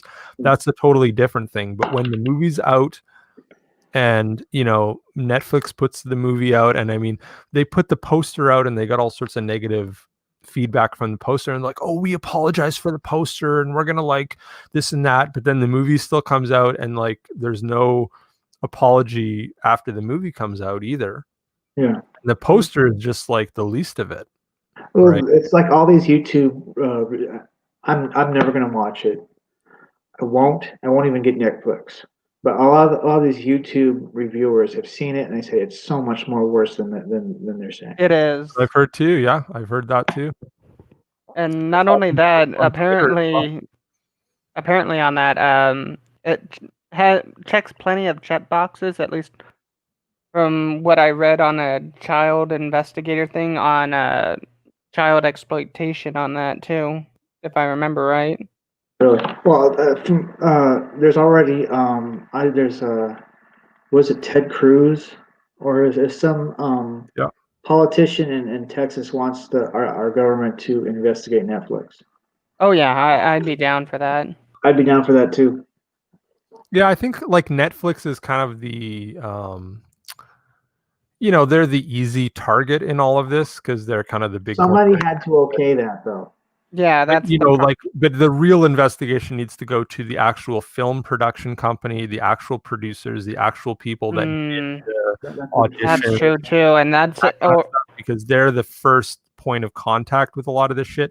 Netflix bought it because it won a Sundance Award or whatever. Yeah. Oh, interesting fact.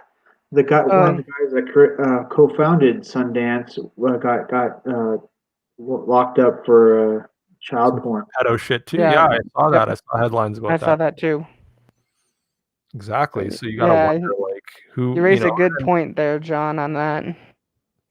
Well, and that's the thing, right? With Hollywood, it's, you know, I mean, we could just casually, you know, broadsword everybody as being, it's Holly weird and they're all a bunch of pedos and this and that, but that's not true. There is definitely an undercurrent of that in Hollywood.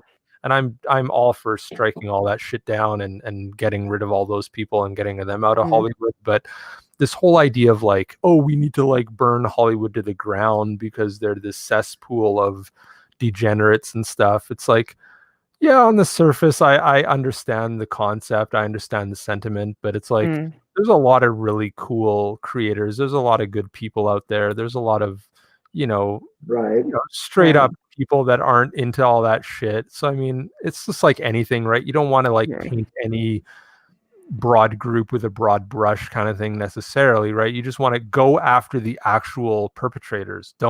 If you almost water it down too much and just say everybody's into this shit, then you're really not taking it that serious, right? You're not actually going after the real criminals in all of this. And then it kind of just takes the blame away from the criminals when you just say, oh, anybody in Hollywood's some weirdo, pedo, blah, blah, blah, right? But at a same degree, right, if Hollywood doesn't go after these people, then they're kind of jumping in bed with them too, right? So I don't feel sorry for them when that kind of stuff happens. But, it's like, I don't want to see movies come to an end. I don't want to see same thing with comics. Like, for all the a-holes in the mainstream comic industry, there's still good people in comics. There's still good comics coming out. There's still good stuff about Marvel. There's still good stuff about DC. Like, we don't have to burn the entire building down. I've made statements like I think Marvel and DC, because here's the thing. As long as they're a corporation and you have a small minority of social justice warriors bombarding them, harassing them, and actually filling their ranks, we're not going to get any actual good comic books. But if the whole industry was independent, then you would have a plethora of choices. Oh, you don't like Ethan Van Sciver's comic books? Go buy someone else's then. Yeah. No, and I do agree with where you're coming from. Like, you're right. Because what more could you possibly do with Spider-Man, Captain America, Wolverine, or anything like Batman, Wonder Woman, or Superman that hasn't been done already? Okay, I will answer that. So those characters have become archetypes. So we live in a rare time where we recognize those characters for the archetypal, template that they've become. So there is still a lot you can do with those characters, but you're right. It is all the SJW kind of, and even like the weird screenwriters and Hollywood people and all the mainstream people that kind of like jump into comics because there's nothing else for them to do, that they feel like, oh, I'm going to like put my own spin on this or whatever. It's not necessarily just even SJW drivel that's killing these characters. It's just kind of the, hey, I don't have a movie of the week to make, so I'm just, like J.J. Abrams and his son jumped on Spider-Man and like, oh, it's his kid. And like, yeah, Peter Parker dies, but Ben Parker lives. And, it's like so on the nose, bullshit, that anybody could come up with over a weekend kind of thing, right? So why would anybody spend any money on that? And then apparently, like, they just jumped off of that, and now Sarah Pichelli and some other people are like picking up the slack to finish off that miniseries. But that's how it is, right? Like, the comics are always second fiddle to the movies and all the other mainstream stuff. So if comics could just say, no, none of you Hollywood dimwits are getting your hands on any of this shit, and none of you SJW people are getting your hands on this shit, and it was more actual independent creators coming in and like utilizing these characters, like, and I'm a nostalgia freak anyway, like, even if they just kind of went back to the classic 70s, 80s, 90s style of storytelling for these characters, and even if it was kind of derivative of stuff we've seen before, it would still sell way better, it would still be way better. But it's just like movies, it's just like TV, like none of that stuff is really all that original anyway either, right? They just kind of like, every now and then you see something that's, so I don't think these classic Marvel and DC characters are truly dead. I think actually some of this downturn in the industry and some of the downsizing that they're having to do, that just bodes well. That actually, people are saying, oh, this is the death knell. And I'm like, the way Uncle E puts it, like, if these companies die or whatever, that's fine. But I don't actually think it's going to get to that point. Like, I think the IP is so strong that they'll whittle down to like 20, 30, 40% of where they used to be. And then they'll regroup and they'll realize, okay, we've got something really valuable here. We can't just like throw this out to anybody kind of thing. So they will get the strong creators back on those titles, and they will bring them back, and they'll, like, comics has gone through this 20 times before. People thought they were going to disappear, and they always come back. So they will come back. The variant covers will go away, you know, all that shit, whatever it takes. Things will regroup and they'll get back to normal. And then, Well, here's the thing, though. People would learn, they would actually admit, oh, well, maybe this is not working. Social justice warriors just double down and just, it's like, oh, no, I'm still right. No matter what you say, I'm still right. Nope. yeah. I mean, but they'll get kicked out. They'll have to go off and do their own thing, and they'll think, oh, look at all these crowdfunders, and we're going to do our own crowdfunder, and then they're going to fail miserably because nobody wants shit. They're already doing that. Yeah. But it's like it's like that Renfamous chick. She's still complaining about Comicsgate, and that's all she does. She's done for like what, 5-7 years. And I subscribe to the evolutionary model. Like, I actually believe that the evolutionary model fits to almost everything, not just in biology, but in any kind of business practice. Like, there is always a Darwinian process of natural selection that takes place in almost every endeavor that you put out into the world, right? Where the strong will survive and the weak will be destroyed, right? And it's just like, that's how it works. And it's just like, it means you got to like wade through a lot of drivel in the process, and you've got to, like, you know, kind of put up with all the bullshit. But in the long run, you know, or even like, you know, the Reverend King said, right? Like, in the long term history of the universe, like, the universe arcs towards justice. Like, no matter how much evil or injustice there is out there, there is kind of this long bending arc to justice that, even with all the current political stuff that we're going through, as dire as it seems, like, people are going to realize the difference between right and wrong and good versus evil. And the majority are always on the side of good. The majority are always on the side of like quality versus, you know, shit. So that stuff is always going to win out. It's just when you're in the thick and thin and the slog of it that you kind of don't see the other side. But it's like, no, we're just kind of in the middle of it right now. We're just in the thick of the bullshit. But, you know, the good stuff is going to win out. The good people are going to win out. It always, like, human history is always like that. We could have been, all these industries, all these societies could have ended, you know, millions of times over the years, but we always like make it out on the other side okay somehow.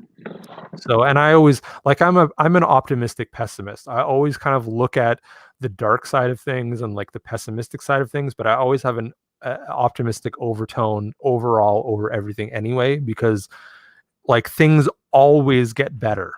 Like the story of the last 200 years is that things always get better no matter what. We always get better. And there's no reason to think that with technology and human understanding and knowledge and all this shit that we're not just going to continue to get better and better overall. Yeah, it's like fucking idiocracy at some point, you know, at some level throughout society now, but it just means that like all the idiots are going to slowly die out and all the smart people are going to progress. And you know, but whatever that means, that doesn't even mean like SJWs are the smart ones. Like, they think they're the smart ones. They think they're the ones on the right side of history. But no, they're just on the wrong side of the idiocracy. They're going to get won over by the, you know, just the everyday common, you know, person that has common sense or whatever and realizes this is all bullshit in the long run.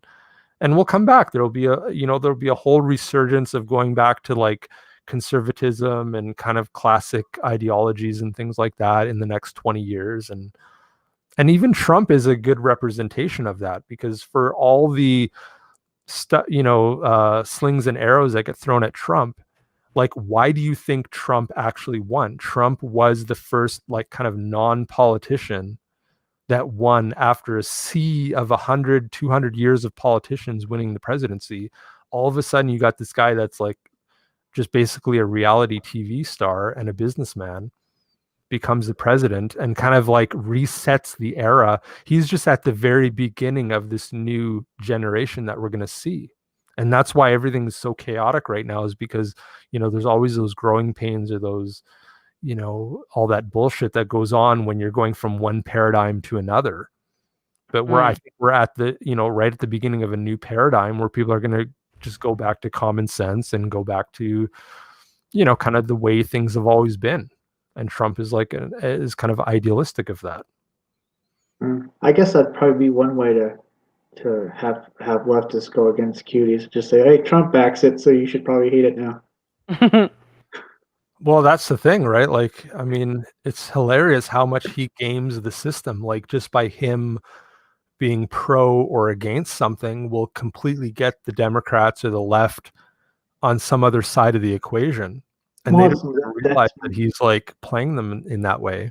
That's my point, is like, so their whole thing is, it's not so much working for the American people, is we don't want Trump to be president, so screw the American people, we're just going to make it all about unseating Trump. Yeah, exactly. No matter what he takes, Democrats are just like the Republicans. They don't care about us, and they never will.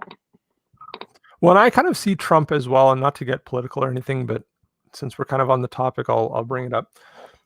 But he, yes, he's a Republican because he ran under the Republican ticket and all that stuff. Yeah. But that's only because he was forced to. Like, he was a Democrat growing up in New York. He was, he went to Hillary's, he donated to Hillary's stuff when she was senator. He went to Chelsea's wedding and all that stuff. Like, he's what you would call a classic Democrat, right?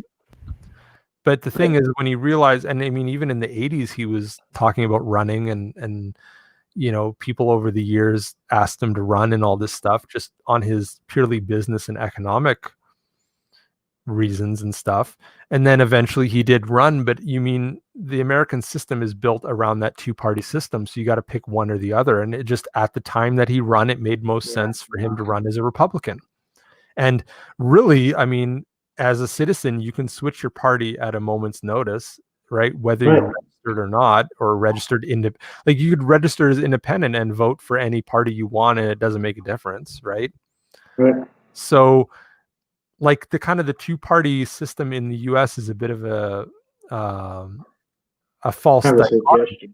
It's a false dichotomy, right? Because you guys have, like, I'm in Canada, so here we not only have 3 major parties, but we actually probably have 5 to 6 parties total, whether it's the Green Party, and there's the Indigenous People's Party, there's the People's Party, there's Conservative, there's Liberal, there's NDP, New Democrat, and even our colors are different. Like, red here means liberal and blue means conservative, but for you, you got to switch that around. Yeah, exactly. Because we're kind of following more the Commonwealth kind of model, in terms of the classic, kind of party line. Red would be Republican, and blue would be Democrat. Right, exactly. And also in Canada, we get all the American media. So it's kind of funny because Canadians know everything about Americans in terms of like your guys' politics. We get all the major networks and everything, right? So we see all the nightly talk shows, we see all the nightly news programs, plus we have the Canadian stuff on top of that. So we're way more informed. And that's, kind of the joke is that, Canadians are a little more enlightened on this stuff. Vice versa in America, you guys know very little about Canada. Like, if I told you a city, you guys would probably be hard pressed to say like what province it was in or something, right? Or if I hear an American city, like, I know what state your cities are in and all that stuff, because they actually teach that in school, but they don't teach anything about Canada in American school. Right? Yeah. You guys are like totally in the dark on that stuff, but like, honestly, like, that's what I mean. That's kind of why I bring it up, is like, you guys would be so much better off if you had a little, even just like 20 or 30% more, knowledge on Canada and our systems and everything, because that would start to bleed in. Like, you guys would go, hey, they've got more than 2 parties. Like, why can't we do that? And you had little things where Ron, what was his name? Green Party.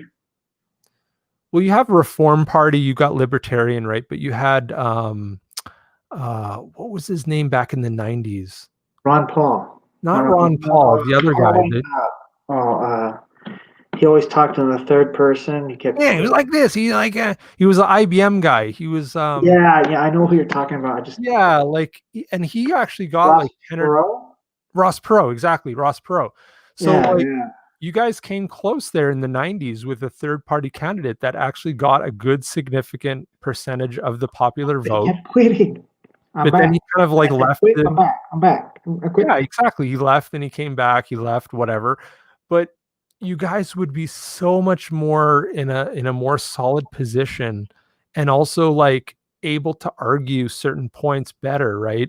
Like in Canada, we have a parliamentary system. You guys have more of a congressional republic Oh yeah, system, everything. right? Yeah. So like here, like our shit is built on an argument. Like when you watch UK Parliament, watch Canadian Parliament, like Yeah. they literally almost have fist fights in the Parliament because there's so many parties, there's so many politicians going Yeah. that they really have to like they're actual adversarial to each other.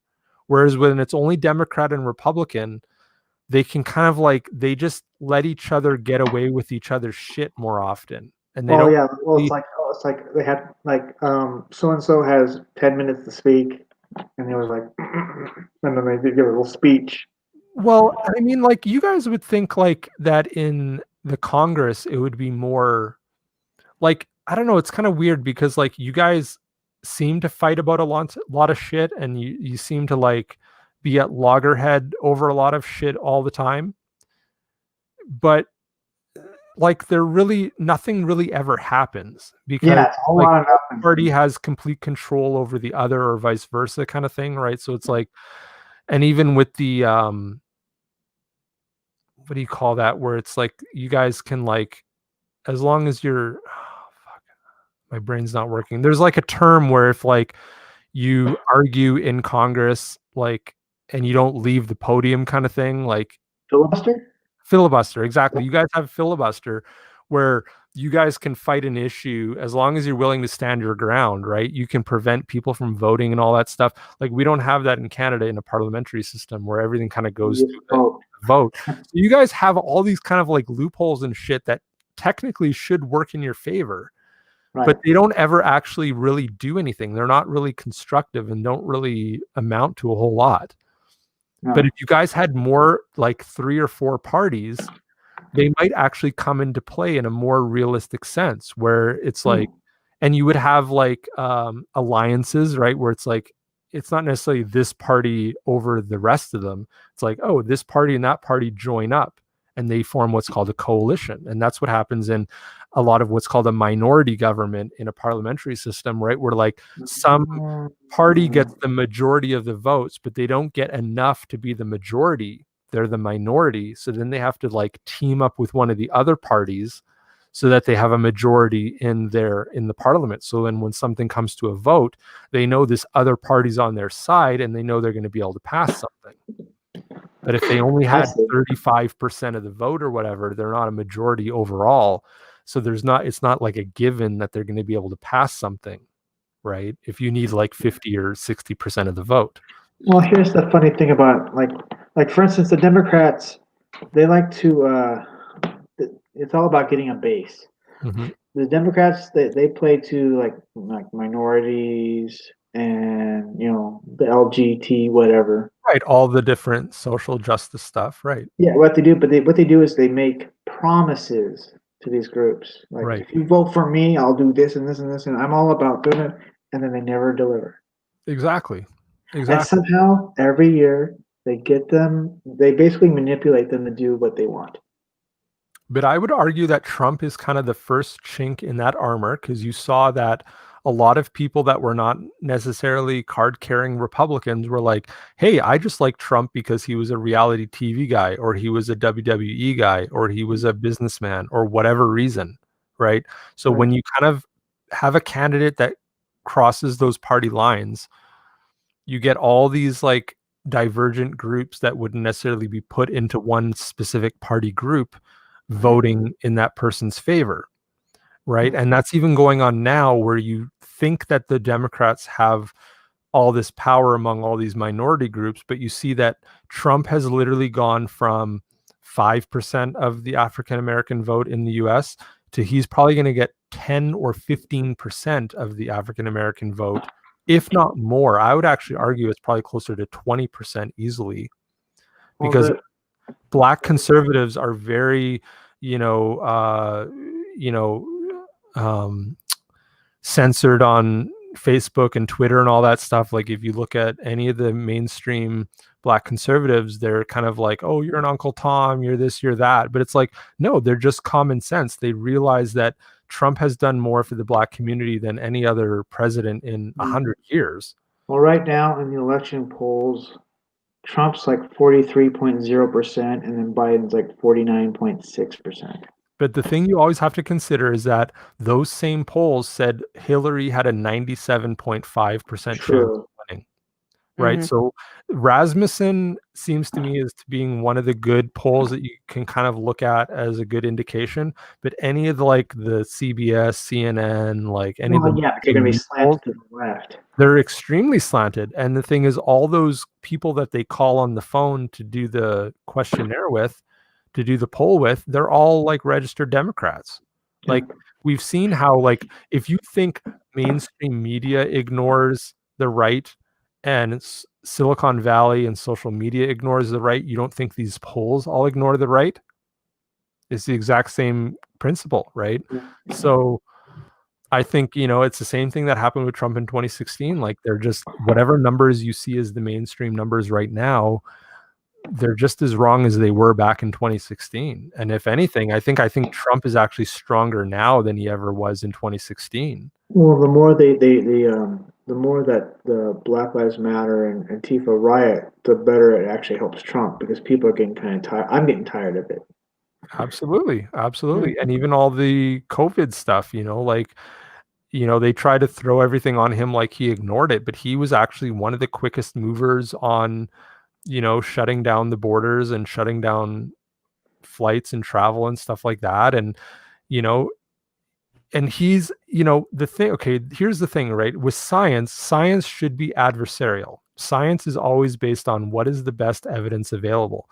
But from the American media, all we see is this very, kind of like, we control the numbers, we control what you guys are to think and what you guys are to believe. And, one day it's no mask, the next day, yes mask, and the next day it's no shutdown. But you never, ever actually see any real statistics or any real numbers to back any of this stuff up. And even when they quote numbers, that's just all they do. They quote numbers, but they never actually show the studies. They never actually explain how the numbers were derived. Right. But when you go to the actual scientific papers and you go to this stuff, you realize, okay, it's literally a 100% survival rate for anybody under 70. Like, for whatever people die under the age of 70, it's actually less than the error rate. Right? So whatever the actual rate of error is for any of these studies, because there's always going to be like a 1 or 2% rate for error, right? Mm-hmm. The actual death rate is way under that for people under 70. So all this stuff about wearing a mask or not, or shutdowns or not, or any of that stuff is like completely moot. Like literally in 2020, there's only been about 2,000 more people that have died from COVID at this point than would normally die from the flu season. Yeah, but also there's only about a 20% increase on the regular. There's about 10,000 people a year die from the regular flu. Right. Between 8 and 10,000 people a year in the US die from regular flu season. And there's literally been about 10,000 people that have died specifically as a reason because of COVID, right? Recently, the numbers were changed where when they took out so the average comorbidity was 2.6. So out of all the people that died from COVID, right, 93% of them, or 94 point something percent of them, had 2.6 or more comorbidities. Only about 6% of the actual COVID deaths had no comorbidities, where you could truly say they died because of COVID, right? Because it was some crazy respiratory issue that they couldn't get past or whatever. And they were under 70 and they were, healthy and like normally you would expect them to survive a flu. Only about it's about 9,000 people. But out of those 200 or 225,000 people in the US that have died of COVID, the broad majority of them, over 95% of them, or 94% of them, have had 2.6 on average comorbidities. So like between 2 and 3 comorbidities, whether that's obesity, COPD, diabetes, like all these other things. And we know that America has always had an issue with its health system, right? Yeah. So it's understandable that, yeah, of course, if a pandemic hits the US, you're going to have a lot of people dying because you guys' health system is not exactly up to par in terms of even the preventative aspect of things, right? And then if you talk about the ventilators, okay, so early on there was this big push of like, oh, get the, ventilators. But the most basic statistic is that only 10% of people that get put on a ventilator actually survive being taken off the ventilator. So really the only people you should ever put on a ventilator are the most extreme cases where like they're not going to survive through the COVID on their own. They can only get the ventilator. But what happened is that the hospitals got $35,000 extra for every person that they put on a ventilator because of the insurance system that you guys have. There's this giant,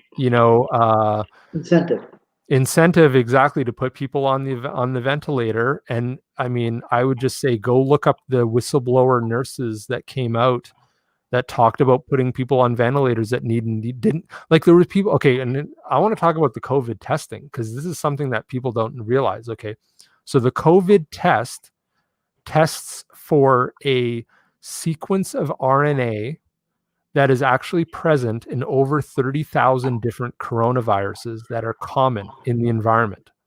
So when they do the nasal swab or the lung test for COVID-19, what they're testing for is a specific genetic sequence of RNA that's actually present in over 30,000 other coronavirus samples that are out there, out of about 200,000 coronaviruses that are known to science.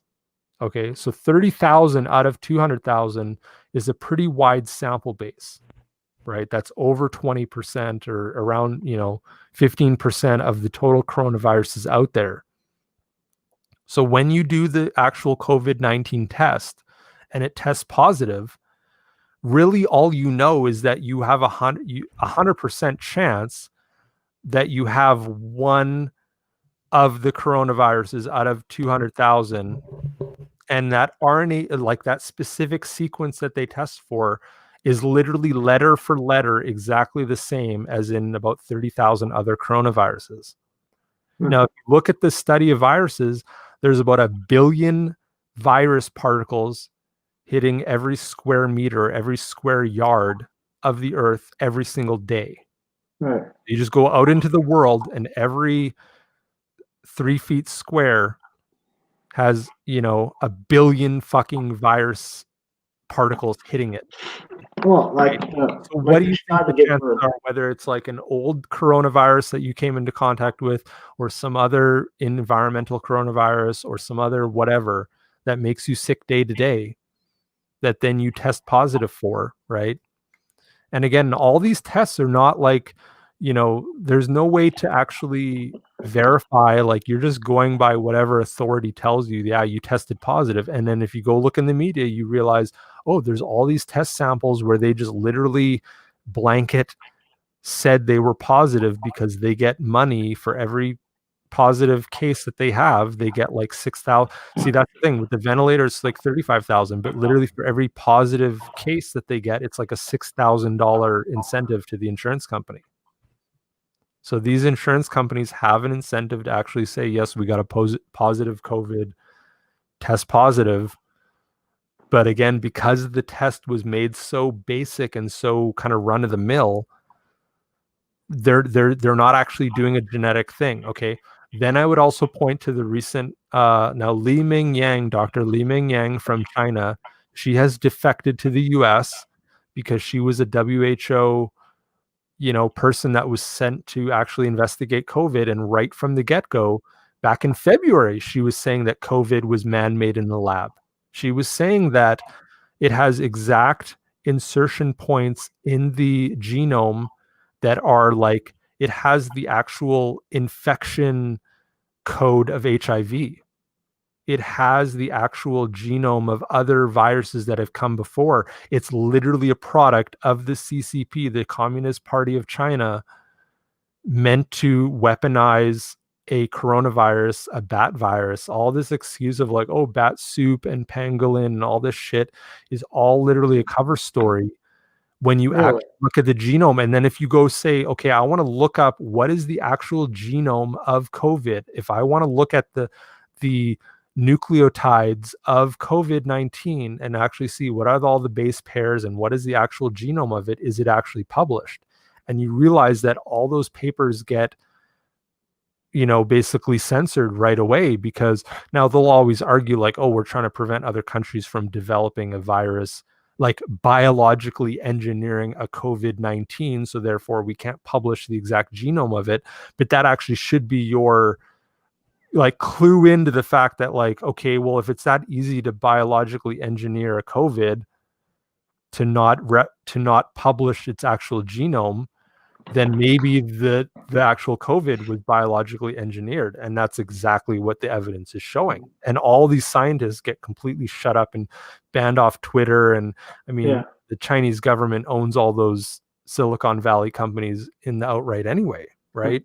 Well, I was just talking about like all the amount of people they've said have died from it. They don't ever say what else what underlying conditions they've had. Right. And I point out this about the flu shot. There's actually what 8 strains of the flu, and the flu shot only protects you from 5. Well, and I think even sometimes, like here in Canada, like I'm assuming that the health authorities are the same. We're connected because the flu strains are basically the same across North America. That it's something like 30. It's usually like between 20 and different flu strains, 20 to 30 different flu strains that they are assuming are going to hit, because in the past they would have to come up with these flu shots like 9 months to a year beforehand, right? So they're kind of guessing at to the next flu season, these are going to be the prevalent flu strains. So we've got to create this like combination. Godzilla. Oh, I figured it out. Nice. Is this your OBS you got going? Yeah. Nice. I was looking it up, trying to figure out how to do that, and yeah, I wondered where you went. I was like, Faye doesn't. I thought that's what I was reading up trying to figure out how to do that on the web camera, and bam. I thought this is like peering into his mind. This is what's in his head all the time. It's just like it's half the time what I constantly think of. Yeah. And I was wondering how come it wasn't showing up. I hit stop camera and it just showed my avatar like this, and so interesting. So you're just messing around with your programming. Yeah. Cool. Yeah. Once I figured out what I need to click on and everything, it made it a lot easier. Oh, Godzilla. Yes. I got my Mecha Godzilla here. This is a new one. This is like a Bandai. Like I used to have a Godzilla toy back in the day. And then I have a newer Godzilla too, but I didn't bring them. But I did bring my Imperial Godzilla. So this guy is literally from like he's high and wearing lipstick. That's a classic. This is like Godzilla. my 1985. Like these dudes go for like $200 on eBay. Like I got this guy in 1985 when I was a kid. He looks like he's tweaking, and he put on lipstick after doing something. He's got like the red lips and everything. I'm tripping balls, bro. No, but let's see if I can legs. figure this out. Hold on. Okay, cool. So anytime I hit another screen, it will go to that. Interesting. Look it up on eBay. Look up Imperial Godzilla. I think it was. Remember when they did Godzilla in 1984? Oh God, yeah. This was around the time when these guys came out. So nice. I'm gonna. But I've got the Final Wars Godzilla as well. That's to scale with this Bandai Mecha Godzilla. Okay, let me switch back to regular webcam. Yeah, Hopefully. that's cool. Oh nope. Yeah, these guys are pretty nice. Oh wait. I keep forgetting about the lens cover. There you go. That There we was the problem. It's like, what happened to him? He disappeared. Yeah, I keep on forgetting that lens cover, but at least now I know with that though it doesn't, Godzilla. it won't record me when I'm, You remember? Was it Muscles? Yeah, I love Muscles. Yeah, they're cool. Did you know what the brilliant thing about that whole toy line was? The whole point of that toy line was just to collect them. There was nothing else you did with them. You just collect them. Well, no, they had the wrestling ring. Yeah, they like, added that later, but that was the kind of that was the marketing campaign. You just collect them just to collect them. pretty much, yeah. Yeah, I think they're called Keshi, which is kind of like the soft rubber, bubblegum machine characters or whatever for Japan. Yeah, and they also had like a long anime that lasted 3 seasons. Yeah, I've never really seen the anime. I think I watched maybe a couple episodes back in the day, but I haven't really, but it's I mean, like, that is just brilliant. I wish I could just like market something and get people to buy it just to buy it. There's no other reason to buy it. Just buy it. well, and I brought up Super 7 as, because they kind of took over the He-Man classics from Mattel, Right. and I've been kind of like tempted to get Skeletor because that He-Man never stays on the shelf long enough. yeah, But so Skeletor- here, like, Super 7 actually is still putting out muscle style characters. Worst. The worst are kind of like their characters, like just weird mashup characters. They And had stuff. Toxic Avenger one. Toxic Crusader style muscle, Transformer style Keshis. What? Yeah. Transformers. Now they're That's the muscle thing, like, man. if you want it, man, it's probably out there. Alright, hold on, I'm gonna be messing with stuff now again. Classic Universal Monster, with Oh, dude, Universal. That looks dope. like fucking Pee Wee Herman, Peanuts. There's Masters of the like, this is the stuff that's for sale right now, but they've done like He-Man ones. They've done a bunch of them. Oh, that's why I couldn't freaking I'm get it. That so gonna start scoping out with a Super 7. Yeah, like, Dude, looks dope.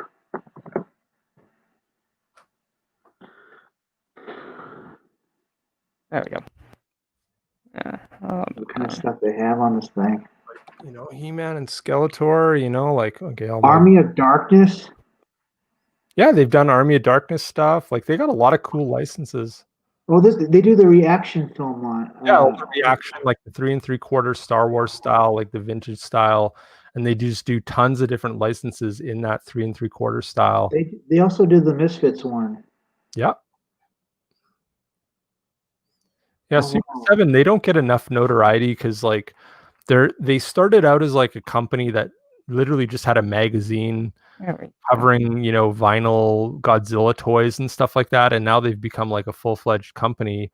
But a lot of their stuff isn't retail. It's only sold through Diamond, through like comic shops and toy shops and stuff, right? Or through their website directly.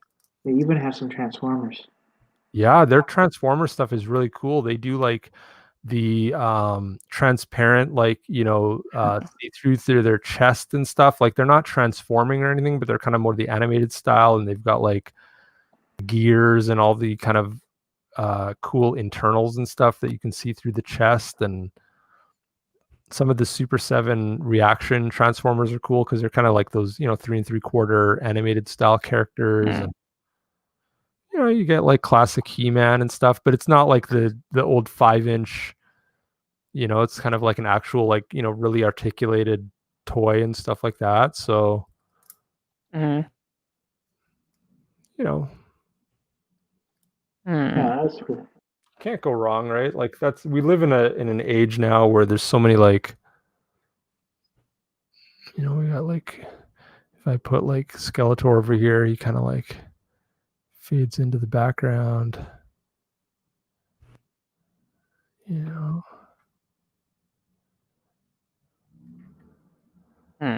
Mm. Yeah, it's always cool to get like toys you can't get anywhere else. All right, let's see if this works now.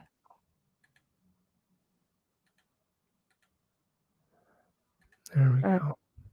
Trying to see if I can get this to work just right. And Yes. then do. There we go. Did the eyes light up at all when I did that? Sorry, do that again. Oh, whoa, that's a very detailed Skeletor. Yeah. Yeah, I can see that. Is that a GIF that you got going there or what? Yeah, is that I'm like supercell switching through or what? scenes trying to figure out how those things to light up whenever Richard had me streaming with him or Okay, something. go again. I got you full screen now. Oh, Faith. okay. Let's try that again. Do and then do. Nice. Okay, what you want to do is right click or double click on your source for that GIF, like the media source, Mm-hmm. and then pick it to loop. Oh, that's what I did before, but I wasn't sure because I wanted Yeah, it to only activate once. That was the thing. So Yeah, if you loop it, it'll kind of restart every time when it's done. Okay. So let's see if Pretty cool. Yeah, I'm listening to you guys. I'm also going, all right, what can I do to make this work? Yes, look at my glowing eyes. Look at them. Behold, behold my power. Yes. I suppose there's a Actually, official Godzilla is one of the coolest website. ever. Mhm. All right, let's see. Go to the little thing right here. Here we go. Here we go. Oh wow, Thundercats look pretty cool. Nice. There you go. Yeah, We leave it like actually that. have a That's cool because swear it toy line. What flashes. the heck? How do I do that? Like fade it to black? I'll have to research that later. Just glowing eyes. Yeah, that's Wow. perfect when you leave it like that. Okay. If anyone gets a seizure, I'm sorry. Sorry? Reminds me of the way like old those catalogs you get from Oh Toys wait, I R thought it Us. was something fun. Uh-huh. Exactly. Hold on, give me just a sec. I just thought of something fun. I haven't really played around with my OBS since we've been on this stream, but like I've got all sorts of weird. Yeah, scenes I got up here. I got my party with all the Joker and Miley Cyrus and Snoop Dogg and What the- Carlton and you know, Oh, I said cancel, you a freaking. desktop view from Fade here. Yep. My all inner workings. Hold on. There we go. wow. Anyway, let's see. I know there's. Oh, that's what it was. You can do that on what OBS? On Yeah, Streamlab OBS, yeah. Yeah, Joe Biden sniffing comics. There we go. Hold on. Well, Let's see if I. he is sort of a creeper. Yeah. Oh, he loves to sniff shit. Yes. I'm Just goes making. up to somebody and goes, "You smell like strawberries." And I can do my TV view where I like have my little Cyberfrog toys showing and even my webcam in the view there, and there's a lot of cool stuff you can do with OBS. Like Yeah. Yeah, I just haven't figured out what John does though yet with the whole, Biden clips that you John? did. Well, and with some of that, you got to make like transparent PNGs, right? So you like talking about part of John the image Boyd? is see through, and Mm. Yes. See, that's probably kind of level I wouldn't know of. I can help you out with that stuff. I'd appreciate that. Yeah. But yeah, I just finally figured this out, so yay! I love that one. We'll go full screen on Oh yeah, here's the there's the Jerry only reaction figure. What's that? Oh, I was looking through all the Misfits have their own action figure on here. Yeah. Yep. Hmm.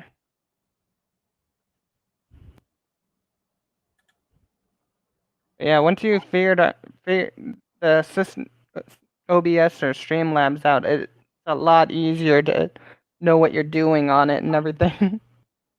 Yeah, that's the thing. Like you just got to play around with it, right? And kind of Mm-hmm. see how everything works. And you can play around with it when you're not on stream, right? So you can kind of like Yeah.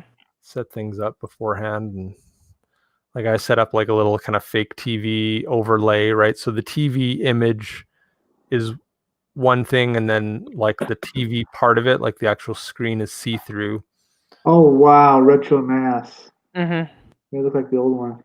I'm Yeah, sorry. exactly. And the old dials and shit. And then I just put like my little webcam view there on the side, my icon, the scrolling text.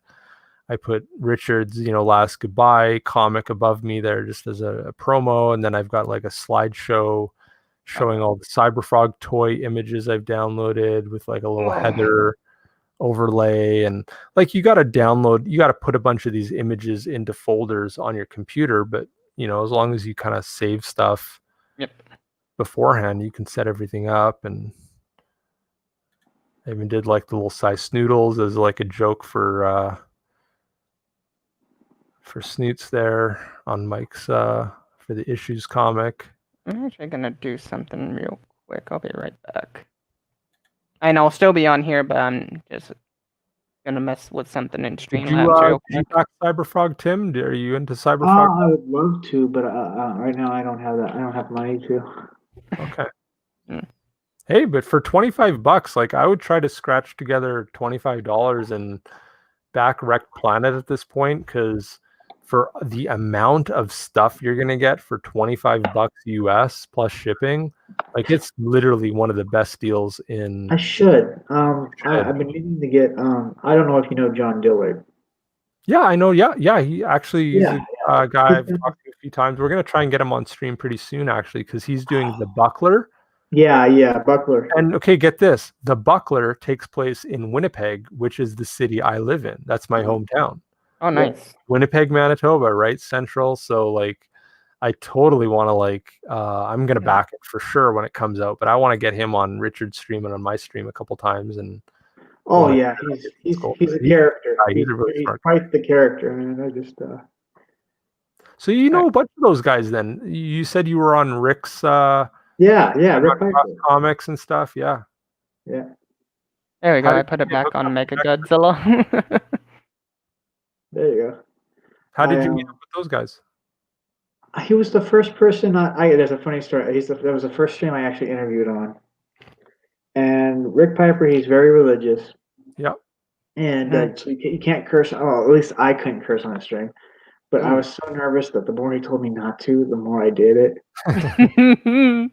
Unwritten law there. Yeah. I just because then I realized that people are paying attention to the things I say. He's a good guy. He's like, pretty solid and everything. Oh yeah, he has.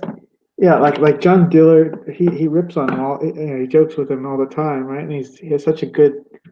He is a good sport about it. Yeah. Yeah. Yeah, I've really only watched their stuff. I've been on a couple streams with John Dillard, but I haven't really gone on with Rick or anything yet. But I would love to actually interact with those guys and talk with them a bit, because he kind of reminds me of one of my friends back in the day who used to always like joke around. His way of joking around with you was to like make fun of you. Yeah. You can't take yourself too seriously in this whole scene anyway. Especially if you said something stupid, and he'll latch onto that, and he'll remind you once in a while about it. Exactly. So, yeah, it's pretty cool. Out here. Okay, I'm going to show a couple other things here before we. But anyway, he's got my point was he's got a coloring book on Amazon. Rick or Dillard? Yeah, I've been meaning to get a copy so I can color one of the pictures and totally, throw it in his face. Who is it? Rick that has it? Because he threw down the gauntlet, and I said, "All right." Yeah, but who has the coloring book? Rick or Dillard? Dillard. He has it on Oh, okay. Amazon. What is it? What coloring book of what? Halloween stuff. Okay. It's a Cult of Raven Spooktacular or something like that. Interesting. I am messing with the webcam right now. He's probably too busy to come on. Oh. There we go. Never mind. Here, I'll show you guys some stuff. So, like today, again on that HasLab, they announced the Dungeons and Dragons 6-inch figures. HasLab, is that what it's called? I don't know if this is HasLab or if this is like, because I don't see it on the main site right now for like the crowdfunding yet, but maybe this will be like more mainstream retail. But this kind of like Forgotten Realms style characters. And I mean, this is the only one they've shown so far. So I think it's probably part of a bigger line, but Forgotten Realms D&D figures in 6-inch, Marvel Legends style scale. That's smart. With the Panther and with the D20 and stuff like that. Like that looks pretty cool. And I haven't played D&D in probably over almost 10 years now, but I've been a D&D fan my whole life, so I probably would actually back something like this or pick this up, especially at like the $20 or $30 price point. Like it's in scale with all the He-Man and other toys I get. Like anything 6 or 7-inch scale, I'm pretty much a fan of. So some of these Transformers they have on here I've already seen before. There's that. And then there's the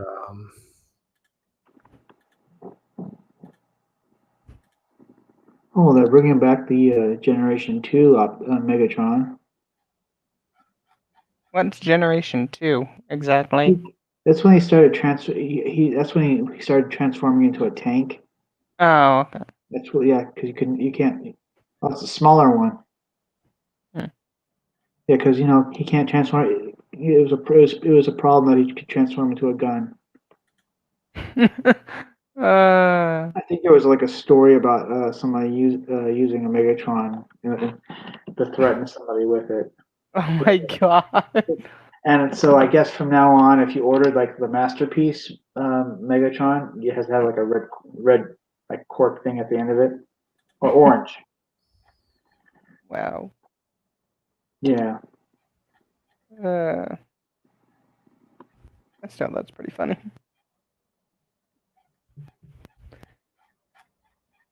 Oh, they're gonna have a Scorponok Earthrise figure. Oh, where do you see that? On HasLabs. right. Let me zoom in on the picture here. There we go. Everyone freaked out about this, so they're actually making a Jar Jar Black Series figure for the first time. What? Jar Jar. Everyone thought like, okay, we can finally like. We can finally put the prequels behind us now. Right, but I mean, it actually, like, I hate to say it, but it's actually a pretty well-designed figure. Like, it is. It looks I'm interested in getting. That's why they have a transformer called Ironworks. But then look at these trashy Christmas. These do not look well at all. It looks like a Christmas porg and shit like that down here. Like, oh, stupid. That's what I mean. Like, it's almost like, did they put this out just to make the Jar Jar actually look good by comparison? Like, go from that to this. I'm totally gonna try to get the Scorpion. It's like $159 though. Ugh. One of these days, I'd love to get the Scorponok though. I don't. Actually, Wampa Endor pack with all the Endor characters. That's kind of cool. Mandalorian. Hey, they got more tapes. They got looks like a fluffy cape too. They got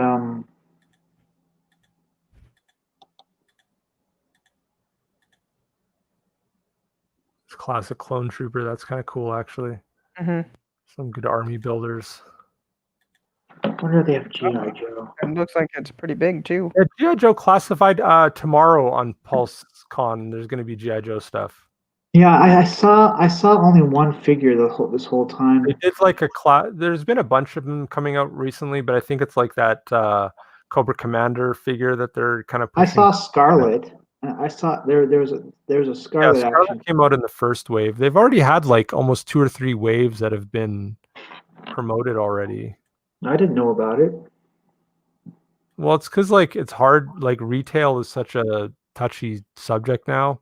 See, this Dark Ray is kind of cool. Like for as much as I hate Disney, like when I saw the Sith version of Ray in the trailer, I was like, "Fuck yeah, man! I would love Ray to be like Yeah. a bad girl like that." I did. What I did like is the fact that the Finn character kind of like they buried his storyline pretty much. Oh, I know, Yeah. totally. It Like, sucked. I mean, they could I have done. actually preferred Finn over her anyway. Yeah. Oh yeah. And I mean, they kind of did tease that in Force Awakens, where he had the lightsaber, and then even in the Rise of Skywalker, right, in the most recent one, they had him kind of becoming more Force sensitive throughout the movie, where he kind of knew certain things were happening, right? Like you could tell. You saw the recent one, right? Yeah. Yeah, like they kind of teased that Finn was Force sensitive. They just didn't say it outright. But he had all those moments in the movie where he kind of sensed that something was going on. And did you pick that up too? I kind of picked it up too, but then they just leave it dead in the water by the end of the movie. Like they don't actually say outright that, yeah, he's Force sensitive. But to me, that was just like a thread that they had dropped in Force Awakens and then picked back up in, and that was part of the problem of JJ not wanting to do the second movie, right? But if it had been, it's like, I still think all 3 movies would have been a lot better if it had just been JJ all throughout all 3 movies. Right. For whatever negatives you have with JJ, like they just would have been more on point. The storylines would have connected better, right? But well, here's the thing too: is that they kind of just shuffled him to the background, and it's like he wasn't as important as Ray all of a sudden. Exactly. Yeah, but like this, the armor from Mandalorian, like that's cool. A female Mandalorian character, like this is shit as a kid I dreamed of, like I love the fact that the Mandalorian's doing stuff like this. Mm. But I'm not enough of a fan that I'm going to buy any of this. Like they've kind of lost me years ago. I'm not spending any money on this stuff anymore, but it's cool to see. Mm.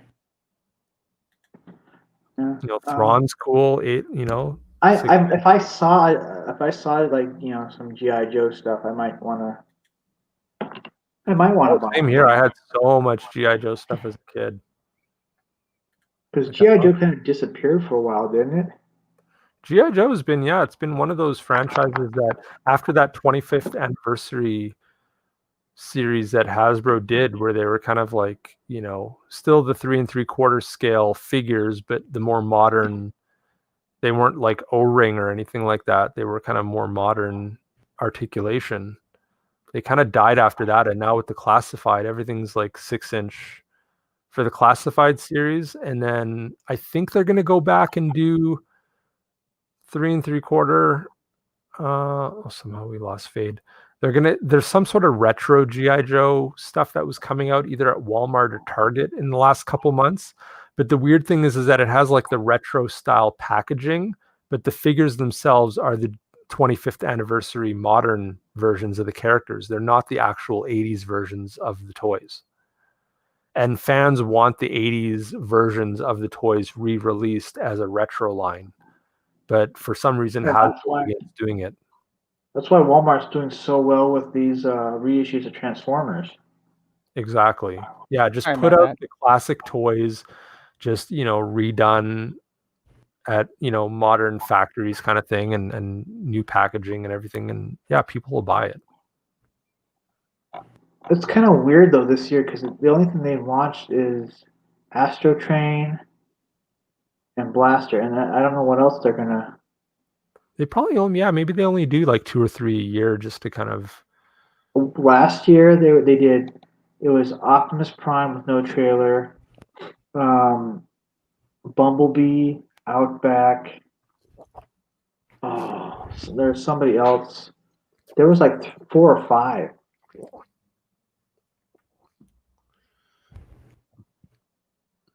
Well, it's because of COVID too. I think a lot of that has kind of put a crimp in their.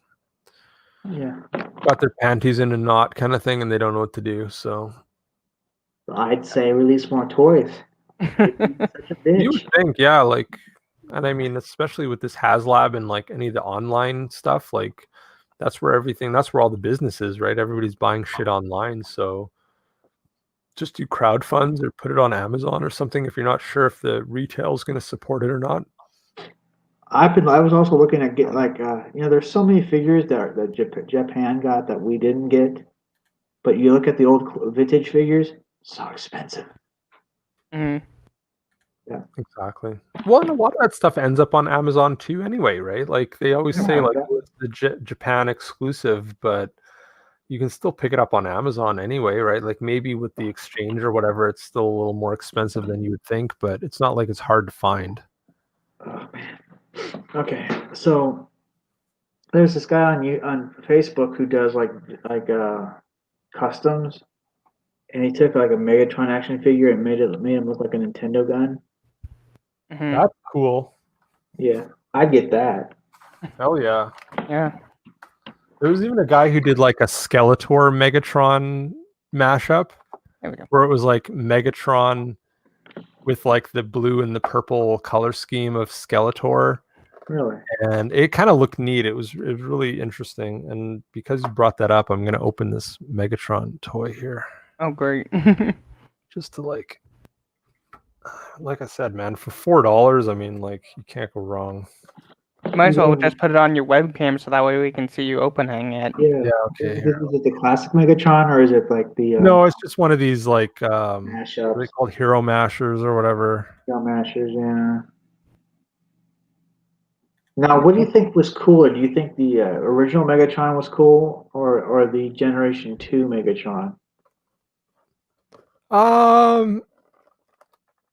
What did Generation 2 Megatron transform into? The tank?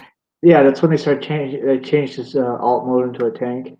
Yeah, I kind of always like the gun mode, honestly, but with Transformers, like the whole idea is that they can turn into anything you want. So I've never really been like a purist when it comes to that stuff. Like the thing I'm really against is just the Bayformer versions of the characters where they look so different from any of the classic interpretations that I can't really get into it. They look so generic looking. They look generic and they just look really busy and really like pointless.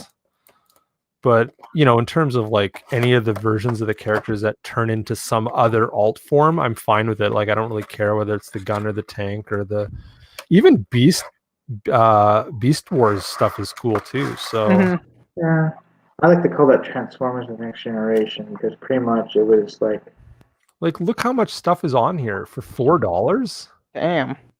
That is a lot of accessories for a $4 toy. Yeah, like, and I'm sure it's like a $15 retail toy, right? But I mean, once it hits the dollar store, it's like.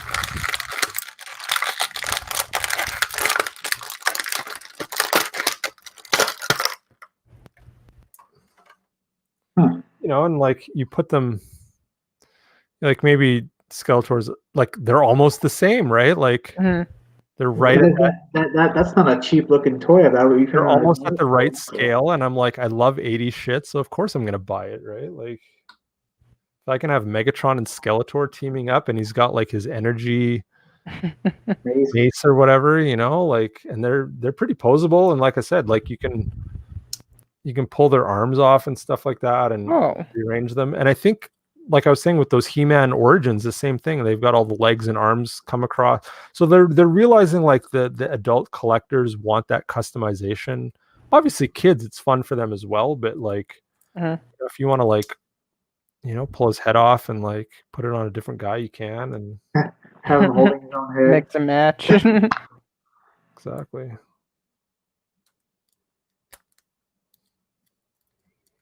That's kind of cool. And it's like not exactly the perfect like classic version of Megatron. Yeah. It's pretty close,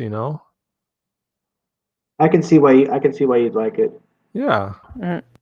Especially for $4, man. For $4, I'll like a lot of shit. Quite a score. Like, look at that. Like, you got fucking Megatron and Soundwave together, Oh yeah. Kind of more the animated look to the characters, right? Yeah. Long handle for just for a Yeah, guy. I know. Like some of it is a little more like toy based or whatever, it's not exactly like a Batman or anything. Yeah, now we can a little bit better. Hellbat Batman from McFarlane Toys. Hell Batman. He's got like the Hellbat armor. You remember the crossover Batman and Spawn did back in the day? Yeah, I've got that. The Image one. I always like the Image one better. Because DC did their version and like a couple issues or whatever, right? No, DC did their version and then Todd McFarlane did his version. Right. Yeah, exactly.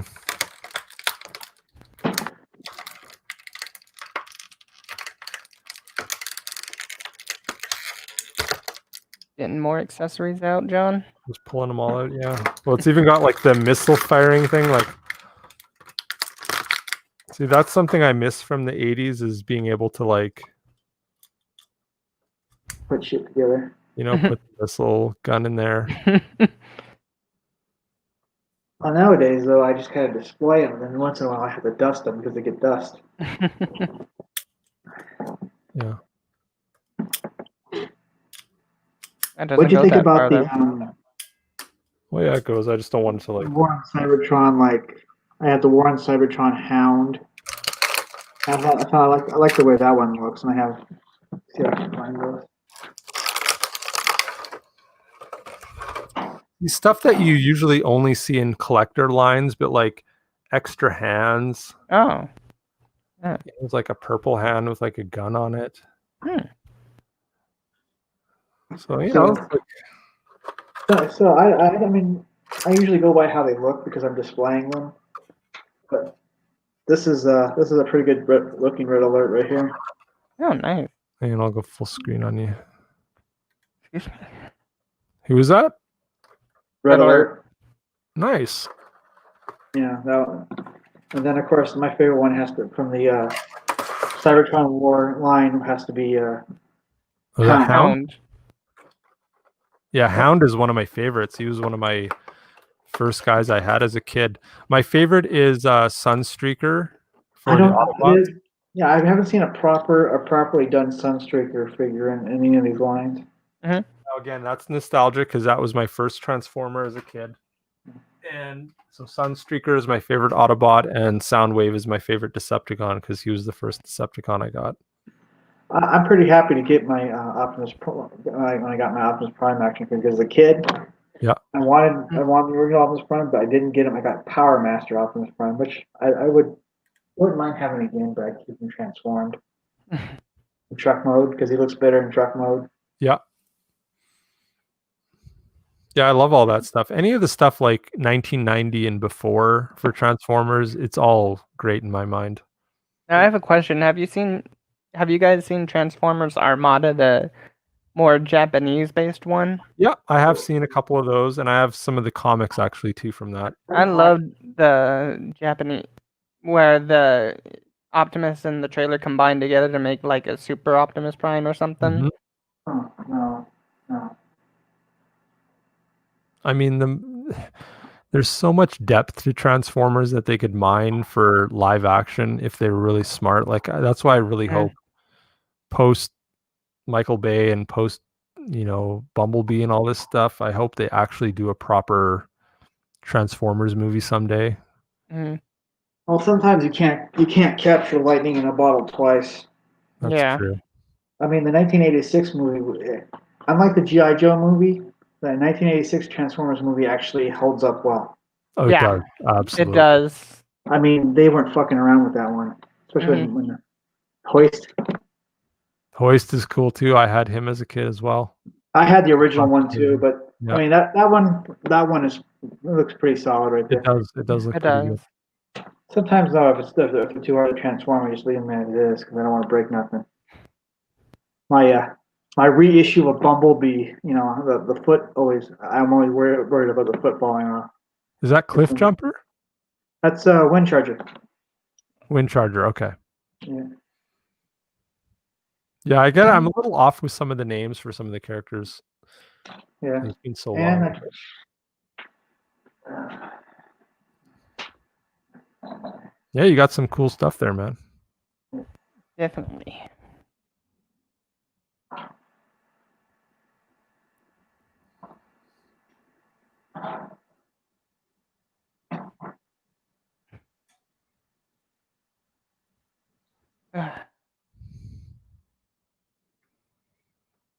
I'm going to be changing up my background here pretty soon too. I'm going to try and reorganize a bit. This is my reissue of Bumblebee. Nice. Nice. And I don't transform him into a car too often because the foot. You gotta be careful with that. When did that come out? It came out the same year as It came. I think it was the 2019 reissues. Okay. As you guys can see, there's my dog on the screen. Hey, bring him on screen. I want to see him. Put him in your lap. All right, come on, Billy. There we go. Is his name Billy? Yes. Hi, Billy. Is he an old guy or I'm what? not paying attention to this shit. Is he an old guy? Oh, Billy dog. Hello, Billy dog. He's, I think, 6. I don't. 8, I think. Okay, I was gonna say 6 or 7, so that would have been my guess. But yeah, he's kind of middle-aged, I guess, Yeah. right? Yeah. He's a cutie. And I love animals. I wish I could have pets. I used to have a guinea pig. I used to have a cat. Now it doesn't really make sense. I'm in an apartment, so it's like it's such a pain in the ass to deal with, you know. Yeah, I live with my parents, so. Nice. Yeah, once I get a house, I'll be getting a dog and a cat, like, prompt. Yes, he's been wanting attention, so. Oh. Hello.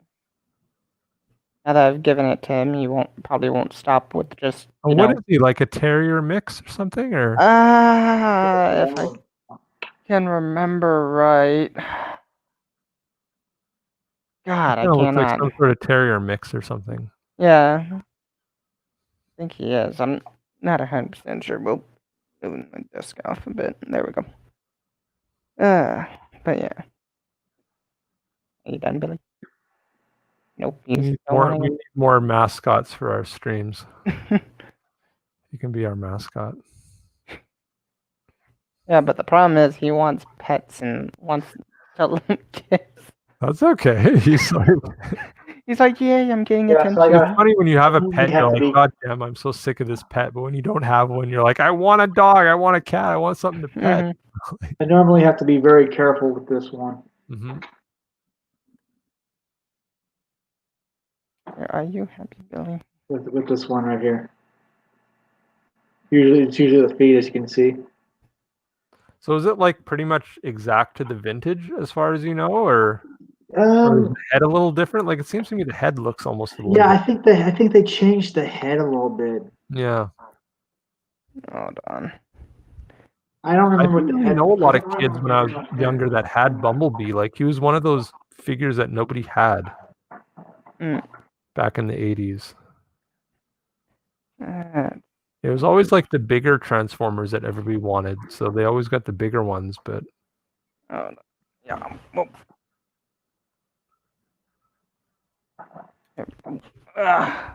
Hold on. I'm trying to fix it so that way my dog can stay on the bed if he needs to, or can hop to it if he Now needs you to. brought him on your lap, and now he's like, I ain't leaving, man. I'm. Yeah, but I wanted to make it easier for him to, if he wants to get off, he can get off, though. Right. So what did you do with your other camera, Fade? You have this new one, but what happened to the old one? Oh, it's my laptop, so I Oh, okay, I see. just put it. It kind of covers up the old camera, so. Okay. Because that's the thing, is if you have the two cameras on the same unit on the same device, you can actually use them both at the same time and have like multiple views going on. Oh yeah, I know. I'm trying to find another cheap camera so I can get like a second, like an overhead view. So if I want to like show comics or toys or something like that, I have like kind of a another view going on. But you said you found that camera for $40, eh? Yeah. That's pretty good.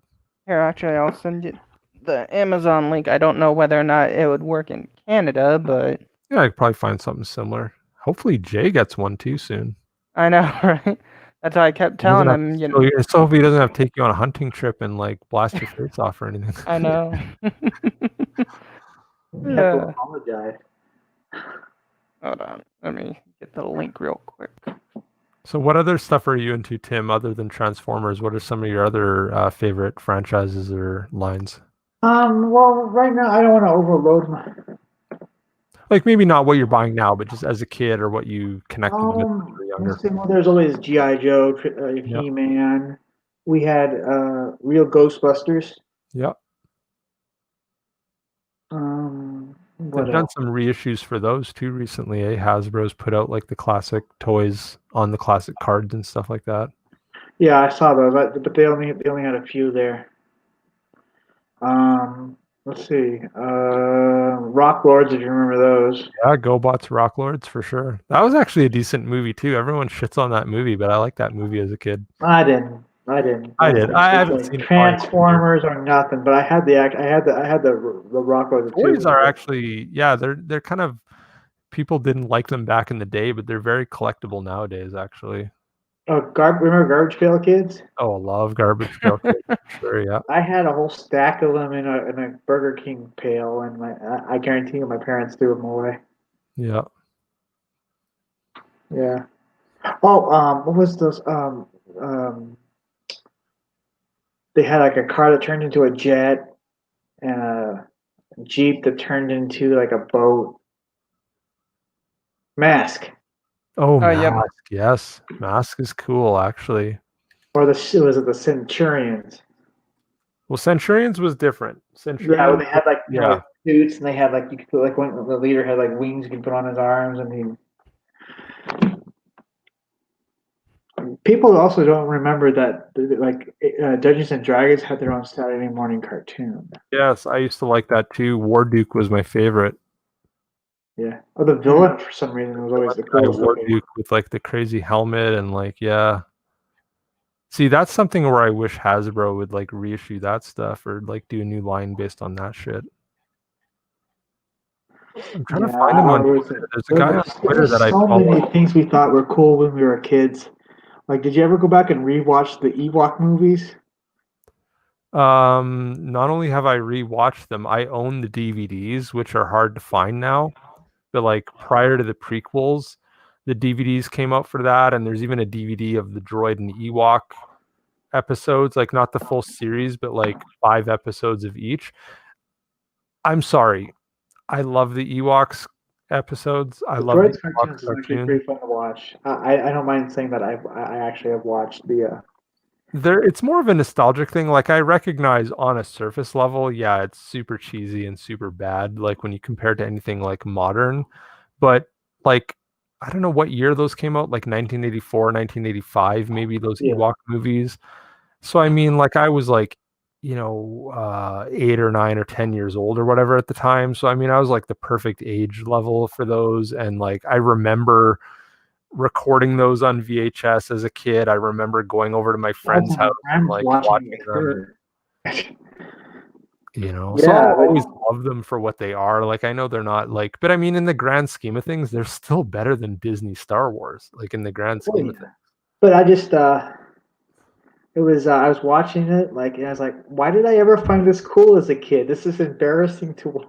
It is embarrassing, but you know what? Like the thing is, what you like, and I guess maybe I'm just getting older too, and I'm getting more nostalgic about stuff. Like, if you truly love something and you truly enjoy something, don't worry about like what somebody else's impression of it is. Like, even though you recognize how cheesy it is, like if it makes you feel like a kid again, or it brings back those memories of when you were a kid again, that's what it's meant for, like that should be what you get out of it. Like, you don't have to put it on the same pedestal as like, oh, this is some great, representation of Star Wars or whatever, but it's just more about like, I'm sure you've done that. Like you're watching this, like, oh, I haven't seen this, and you're just like, what did I see? What did I ever see? oh, in my 20s, like when like back in the day when I thought like, oh, the classic trilogy is the best, and like, classic trilogy even was being kind of shit on and not really popular. At that point, yeah, the Ewoks movies and the holiday special were absolute shit. Yeah. And compared to like all the stuff we get now, I'm like, I get nostalgic and I go back to that stuff and I'm like, yeah, for as bad as that was even in my teenage and 20s, I loved it as a kid. I love it again now in my 40s because I'm like, they don't make shit like that anymore, and they're not going to ever get back to those classic time frames, and like try to actually make it match up to the canon of the classic trilogy. Because they don't. Yeah. If you're honest with them, they don't really care either. Right. And I mean, that's the problem. Like, typical things like, remember Teak in the second Ewok movie, the fast guy that could run around really fast? Yeah. And it had Wilford Brimley in there and shit. And it's like, just because Wilford Brimley is almost a meme in and of himself, like that's why it's cool that he was a character in Star Wars, and Teak, this fast little like creature that didn't really speak or anything like that. Like, he was kind of cheesy as a kid, but then as I get older, I'm like, this is a cool concept, and I like this character. I like this alien race. Like, there's these other beings living on Endor alongside the Ewoks as well. Oh, yeah, that by itself was interesting. Yeah, so I mean, I just don't really compare it to the same level as like something modern now, where you're trying to like, see how it matches up with like, because now it's like, MCU and all these other things that you're trying to like, figure out the continuity for and like look up little Easter eggs here and there and stuff. But all that classic stuff, like if it's, nostalgic, it kind of lives on its own shelf, you know what I mean? And I don't really compare it to the same degree. Wow. Someday it'll be really, if shit keeps getting worse and worse and worse, man, that stuff's just going to keep looking a lot better and better and better over the years anyway. So, and people always say that, they're like, oh, before CGI, when it was all practical effects, like that stuff looks so much better. And it's like, you go back and you watch it and it looks like, bad in the sense of like, you can tell it's special effects, but it has a whole mystique to it that you just love, and that you kind of just, you kind of look past that because it's like craftsmanship and it's very like of its time, and it just takes you back to your childhood, right? So it's the same thing when people watch Muppets or fucking Sesame Street. It's like, it's a fucking puppet, but it's like, it's all about the love and the care that went into it back in the day, right? Like, I watched some of that classic Sesame Street shit. Like, I'm not 4 years old, but I watched those old, like 1, 2, 3, 4, 5, 6, 7, 8, 9, 10, 11, 12, like all that shit from the 70s, and like the fucking classic, like Telly Monster and the fucking, what was his name? Why can't I think of his name? The guy that died, Mr. Hooper, who died on Sesame Street. He ran the little general store, the restaurant on Sesame Street, and then he died in real life. So then they explained to Big Bird on Sesame Street that Mr. Hooper died. And like, I can remember as a kid, when Mr. Snuffleupagus was make believe of or when they thought Big Bird was just make believing Mr. Snuffleupagus, and none of the people on Sesame Street thought he was real. I remember that shit. I remember when Mr. Rogers appeared on Sesame Street, and you were like, what the fuck?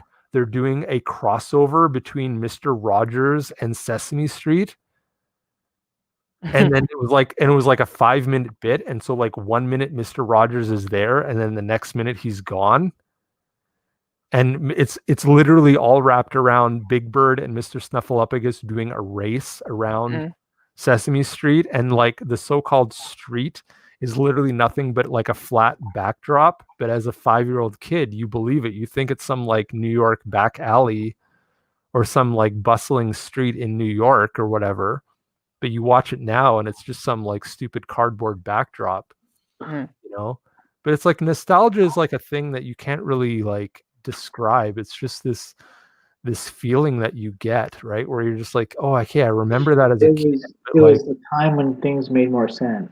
Right. And it's like you just bought into it as a kid. You thought it was real as a kid. And even as an adult, even though you know it's fake, you still love it because it actually makes you feel like it made you feel when you're 5 or 10 years old. So to me, like that stuff will always live on a different level, and it will always be like beyond reproach. You can't really like judge it on the same level as something modern because it just gives you that personal feeling that you can't replicate. And it's just like all these toy properties and stuff, like as cheesy as He-Man, you know, He-Man's gay and blah, blah, blah. And it's like, I don't give a fuck, man. Like, I'm as straight as they get. And if people want to call He-Man gay, I don't give a shit. You know, that doesn't make me enjoy it any less or whatever. You weren't thinking about that when you were 5 years old. Exactly. And it's like, if they said, hey, you can be like this guy or that guy or He-Man or whatever, it's like, fuck yeah, I'm going to be He-Man. Like, I don't give a shit. I'll wear the furry underwear any day of the week. When I was a kid, I had a He-Man vinyl record. Yeah. Yeah, and LA saying we didn't know back then. Nostalgia's personal. Exactly. Like you just kind of buy into it as a kid and you're just like, this shit's cool. This stuff is like, you know, brutal, or this stuff is like hardcore or whatever as a little kid, like swords and sorcery or fucking transforming robots or whatever. Like it all seems cheesy by comparison nowadays, but like in the broad scheme of things, like it was like way ahead of its time, right? And that's why it became so popular back then. Or the fact that like G.I. Joe and Transformers were just a big commercial. Right. Yeah, exactly. Yeah. Like exactly. my brother used to have like every single season of Transformers, and I was like, I realized like the second season, all these new characters showed up and they never explained why. They were just there. It's like, you're too stupid. You'll watch anything. Yeah, exactly. Like it's like, you know, and I mean on some level, like that was even the cool thing about the G.I. Joe comics from Marvel back in the day is they had commercials. I don't know if you guys have ever seen those, but just look them up on YouTube. Look up like the G.I. Joe Marvel Comics commercials. So like whenever a new issue of the Marvel G.I. Joe comic would come out, there would be like a commercial, and indubitably it would run with the cartoon or, you know, that Saturday morning block or whatever. But they did this excellent, like, and again, I'll see if I can pull one up because I don't think I'll get struck for that shit. It's too old. Also, I got the webcam pulled up for you if you want to look at it. That's right. We didn't know back then nostalgia was personal. I like that comment. Yeah. LA is a good guy. We've had him on the stream before. We're gonna have to get him on again soon. Yeah, him and his buggy. You should join us because we're having a blast here. Freaking Pizza Hut commercial. Oh, curse you, LA. Pizza Hut commercial? Which one though? Like there's like the X-Men Pizza Hut commercials and like. I remember. No, I don't think you guys remember the stuff. Like when you went to Pizza Hut, the cool stuff you could get. Like I had like a Pizza Hut Walkman. Kind of. It rings a bell. Yeah, I had like the things on your ears were like little pizzas. Hold on, let me In that zoom fight, in here. Cobra, we have Okay, no there we go. alternative. Call in G.I. Joe. Fight for freedom wherever there's trouble. G.I. Joe is there. He never gives up. He'll stay. You know, so it's kind of tied into the animated series and stuff. But He's America's best. He's in control. He's a man. Good luck, Joe. He lives his days. The legend of G.I. Joe. The Legend of G.I. Joe, new from Marvel Comics. so, like, can you imagine if like modern comics actually had commercials on TV and shit? Like what that would do? That would be interesting. Here's Wolverine. He's pegging Cyclops. Cyclops is pegging Oh Wolverine. Okay, god. maybe not that stuff, but yeah. Yeah. Dear God, no. Don't be a homophobe. You're on a high-speed mission in enemy war. There's no turning back. You're aboard the G.I. Joe Devilfish. Yeah. Devilfish. When you run into a It also would be like an advertisement for like the toy, for the comic, for the animated series. Have you seen like was it the episode of Community where they did it like a G.I. Joe episode? Quick, kid, the subchopter. See, that was true synergy back in the day, right? When they would actually. Okay, he's talking about. I want to look up Pizza Hut commercials now. Curse you, freaking LA. See what you've done, LA. I think that was the secret plan all along. Oh, he's brutal as he is genius. Strange and powerful forces are attracting people to Pizza Hut. It's the Marvel Comics X-Men video with a mini comic book, pull-out poster, and trading card, all for only $4.99 with any pizza purchase.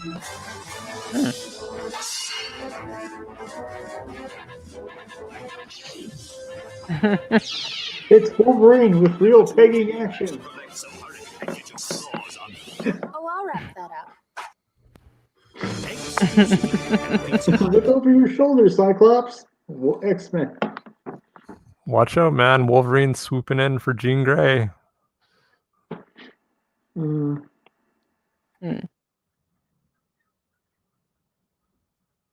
What's this? Oh, man, modern comics suck. I know, like Mm-hmm. they can't Except even for like. indie comics, because everyone knows indie comics are awesome. What's this? If a pizza with 3 toppings costs $10.99, what would I Oh my pay for God, 6 I remember. toppings? Well, $10.99. The reason is... It's Bigfoot! It's the Bigfoot Big Six Pizza. Oh Get our God, special no. 6 I'm toppings having a for $3 flashback. price of $10.99. You're the pizza guy. Bigfoot from Pizza Hut. A Not legendary just they rip the flesh Marvel off. Comics X-Men video packs are at Pizza Hut. Oh, I didn't even know there was Holiday X-Men in special. this. Like an X-Men reference there at the end. You can't go wrong. You know, I went to the Dr. Pepper Museum, and they got a little movie theater where you can watch all the old commercials. When you're looking for action, adventure, excitement, X marks the spot. It's Wolverine, Colossus, Dazzler, Nightcrawler, Storm. I was watching an episode. To you in superhero history. Every month in Marvel Comics. Look for Marvel Comics where X. Look at this. marks I did the not spot. even know this was like a comic commercial. I just saw X-Men 90s commercial. I'm like, fuck yeah. I thought it because they did like a weird that was 80. animated X-Men like movie or animated, thing before the series. I was watching, like I said, I was watching one of the episodes, but Wolverine's voice sounded like he was Australian. Yes. Why? I know exactly, because they thought like, well, how do you can't really do a Canadian accent, like that won't make sense. So What does he need to have an? but then it's also like that whole like Hugh Jackman connection, right? Because later on, then you get Hugh Jackman in Australian to play Wolverine, so it all comes full circle in the end, anyway. True, but it's just like wait, no, he's Canadian. He's not Australian. Exactly. What the fuck, Marvel? What the fuck?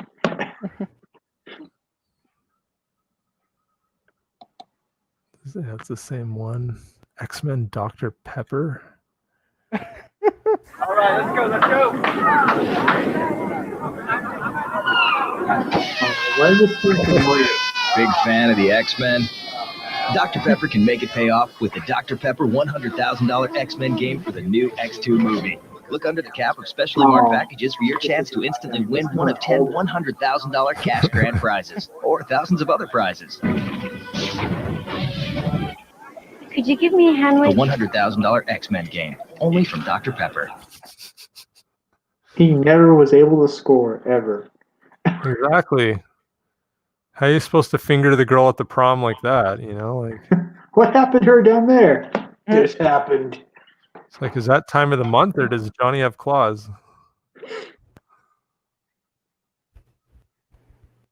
TMNT movie. See, now we're just gonna go on Now a you can take Pizza the Hut hippest trail. film of the year home for keeps. That was actually Teenage Mutant Ninja Turtles the the movie is sequel. on There was. at a great low price. Righteous! And it only gets better because each video comes with coupons for over $20 worth of food and drinks from Pizza Hut. I love Pizza Turtle! Teenage Mutant Ninja Turtles the movie. Get them while they're hot.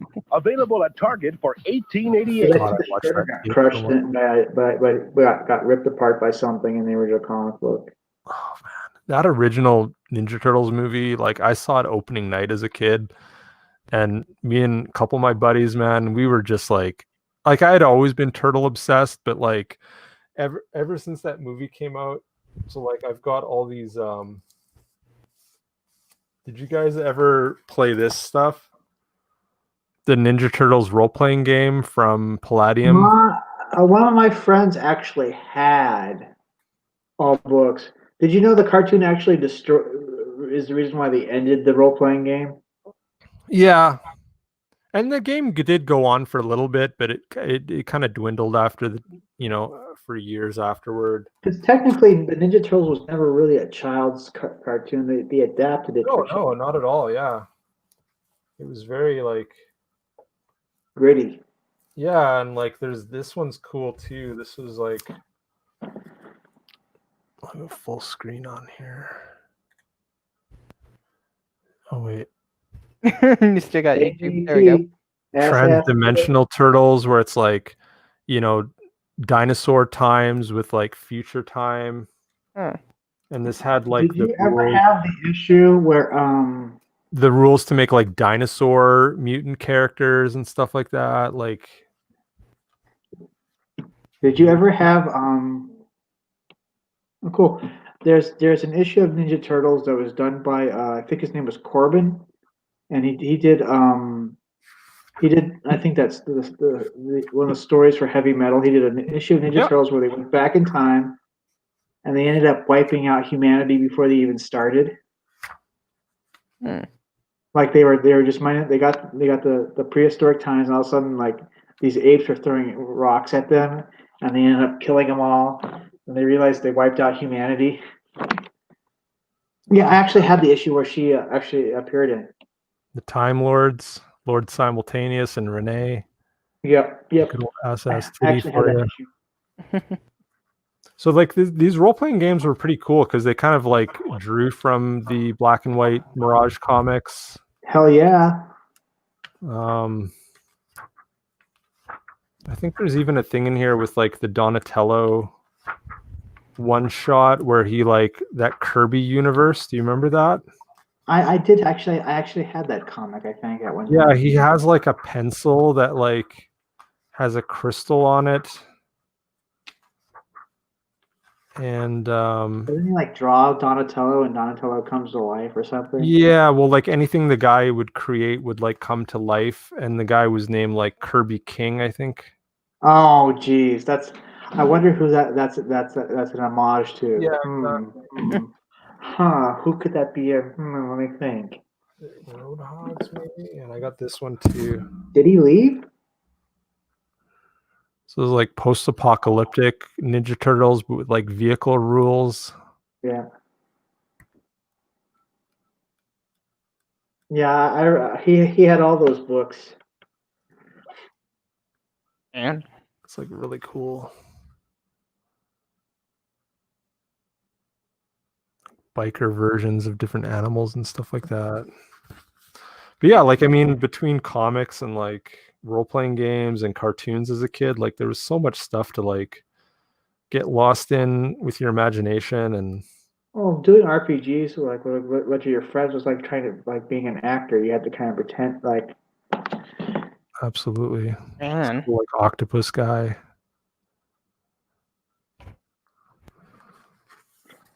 Yeah. Yeah, I love this stuff. I want to actually like do like a virtual gaming group at some point because like obviously Oh, it's that would be fun. That'd be fun. hard to get people in one place, nowadays. But like with StreamYards and stuff like that, it probably actually wouldn't be that hard to like run a gaming group and like a table and stuff, and just do some like role playing and stuff and make up characters and stuff. Yeah, that would be fun. Yeah.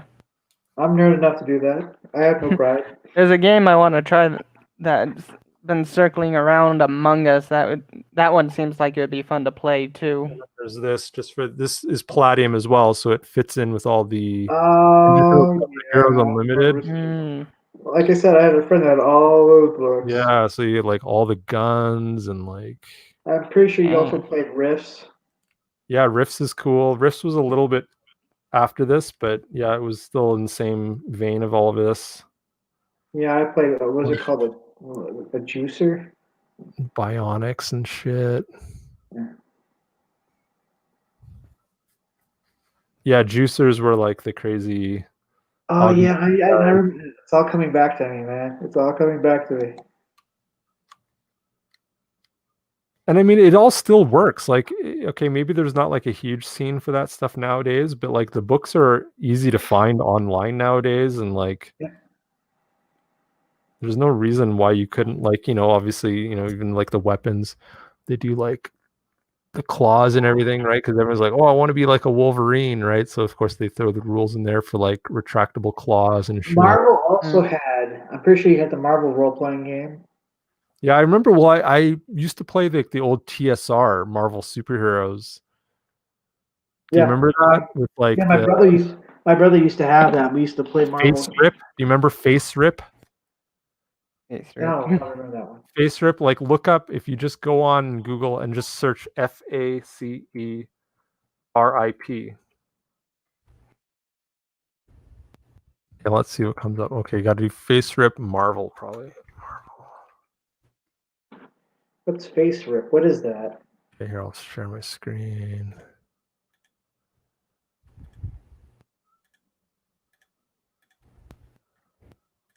So Face Rip Marvel brings up, so that is the stats. It's kind of the system that Marvel used to use. So it stands for fighting, agility, strength, endurance, reason, intuition, and psyche. So it's the first letters of the main stats for the Marvel characters. What do they use now? Now, I mean, there's a variety of different systems that have the Marvel stuff, so I'm not exactly sure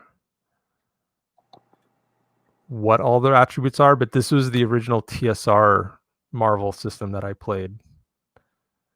And so, yeah, players sometimes refer to the set of attributes or game system as a whole as the acronym Face Rip. Attribute scores for the majority of the characters range from 1 to 100, where normal human ability is 6 and peak non-superhero human ability is 30.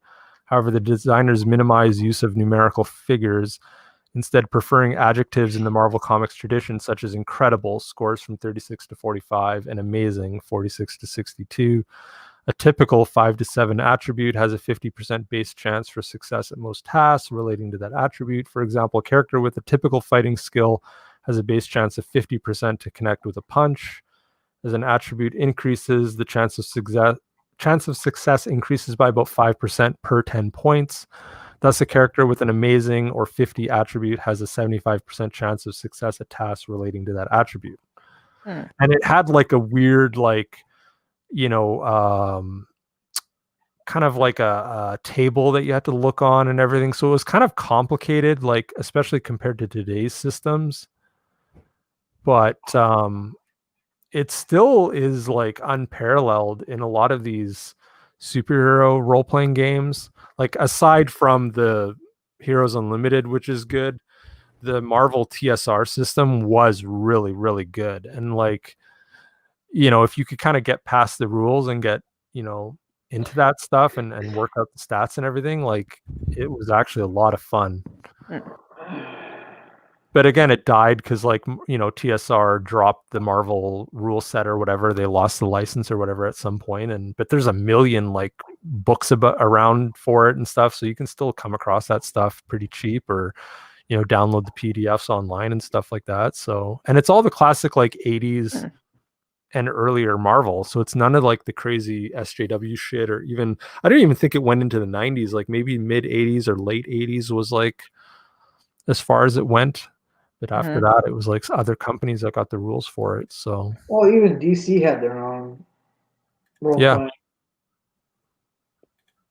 Exactly. There's a lot of cool shit out there, man. Like that's the great thing about the internet is all this stuff lives on. One Even more idea.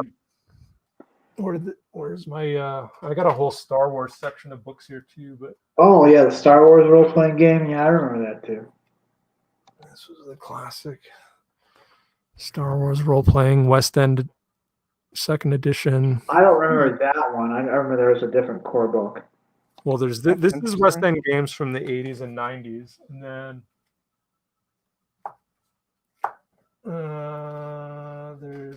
I got two versions of it. So then when Wizards of the Coast got it, Yeah, that's the one.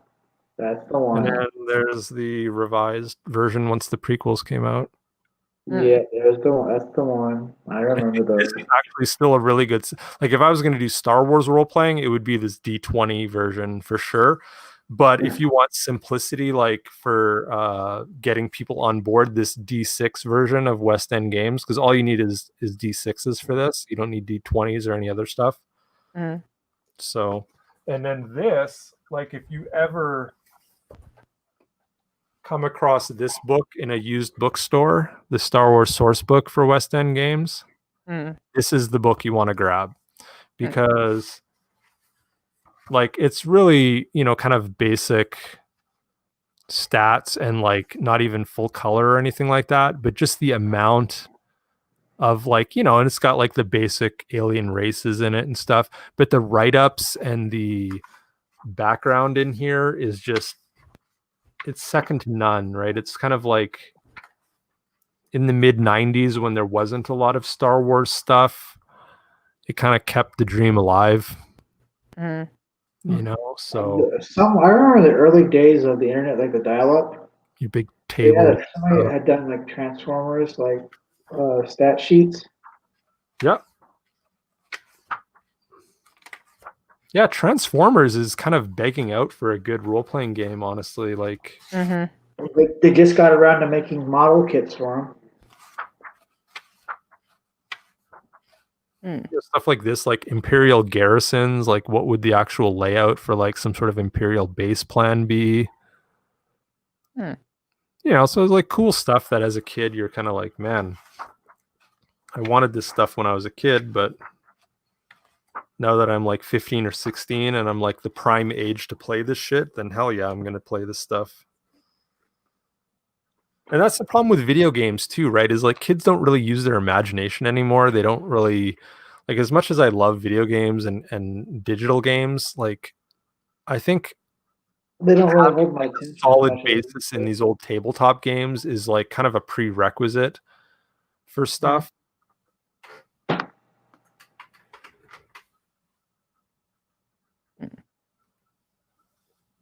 Yeah, we'll do that. We'll get the gaming group going at some point. That's cool. Well, it's getting kind of late. I mean, it's almost what? It's almost 12 in the morning. It's almost 1 in the morning. It's like 4:25. Stop here in a sec. I was thinking that myself too. Yeah. Just nerding out with a couple of cool people. But it's like I can't do this forever. I gotta get some sleep. No, it was cool. Good getting to know you, and we'll definitely get you on again soon. So we'll keep up on Twitter and stuff. We're at about 3 hours and 10 minutes now. So we'll cut it off here. But I want to thank everybody that's been like watching, either live or if you guys come across the stream in the future. Thanks for checking it out, and want to say hello and goodbye to LA. We're going to get him back on the stream too pretty soon once he can get his technical stuff worked out. But he's been a cool guy, and he's got a cool project. You guys should check out. God, what is LA's comic called again? Yeah, I'm drawing a blank on it too. Oh God, this is bad. Oh, what's it? I don't think he has a book out yet. No, he does, doesn't he? I don't think he does. LA, do you have a book out? Right? Nova book. Nova book. No, Nova Blast. That's No. me. Bad Blood, that's it. Bad Blood, right? Okay, yeah, that's the one that is coming out soon, right? Cool pull. Yeah, so check that out on Twitter. I know him. I saw him posting some stuff for that recently. 22 pages deep. How many more pages is going to be in the book?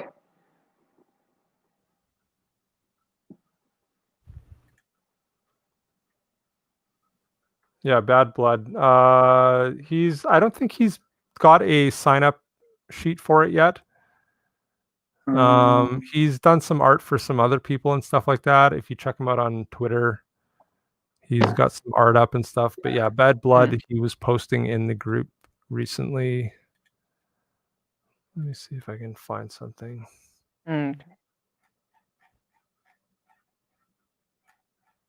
Because yeah, it looks really good. He's got like a really cool style. He's a tattoo artist. 48 pages. Oh, 48 pages. So you're pretty much running the halfway there mark, huh? And this is what I hate about Twitter, man, is when you go through the message groups, like it won't load any of the old stuff. Oh yeah, I know.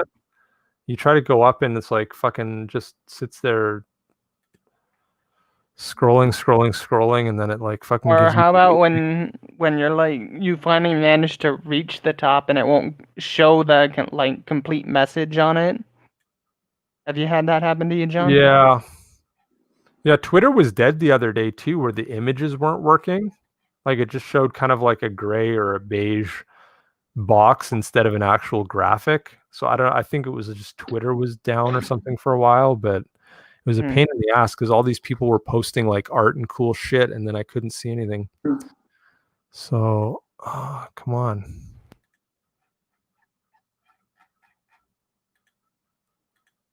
Hang on, I'm gonna find them on.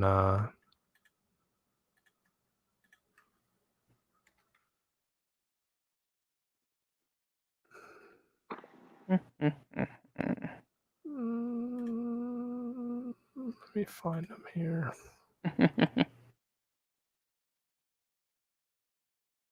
Okay, here we go. Show off some of his stuff. So here we go. Bad Blood. That's one of his teaser images. Nice. It's got like the art on the wall. It almost reminds me of like inside. She wears no pants.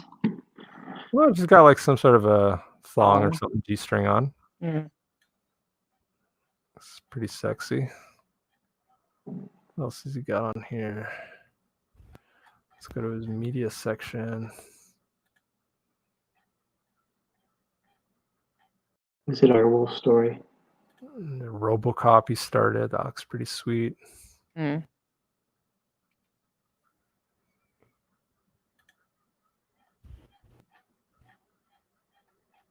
Yeah, this guy's a great artist. Like that girl and her Doberman. Yeah, we're gonna have to get LA back on pretty soon and pick his brain on some of this stuff. Yeah. Kind of reminds me of Werewolf by Night.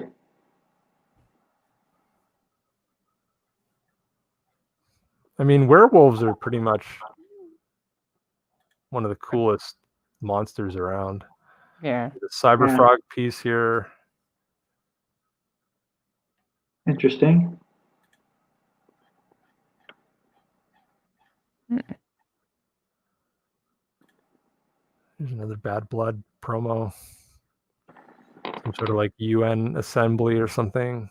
Before the werewolves eat them all.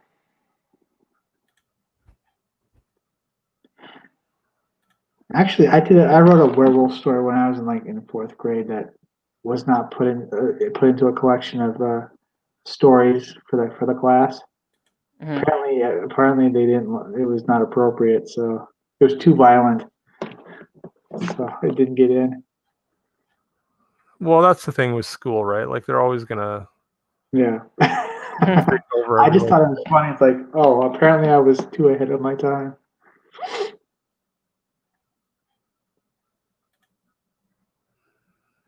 A cute little pic.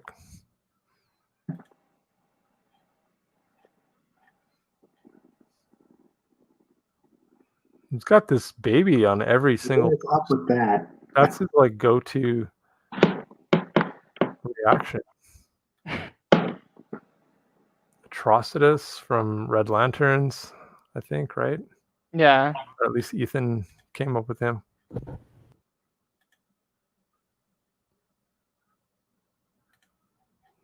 Yeah, I gotta get back into like traditional pen and ink. I've been like doing some doodling with like ballpoint lately, but I want to get back to like doing some like classic brushwork with ink and stuff like that. And I've got like a Japanese ink set. Oh yeah. Into this Galactus is pretty awesome. Yeah, I really like that piece. Yeah, it looks nice. Ah, that's what it is. Classic turtles. That's fucking awesome, man. That's pretty cool. Mm. Yeah, so we'll get LA on pretty soon and All right. John, your shit with Twitter him. messages are showing. Oh, I don't care. There's no nudes popping up, so it's all good. Optimus Prime. Yeah, LA looks like he's into a lot of the same shit. The classic 80s stuff, so that's cool.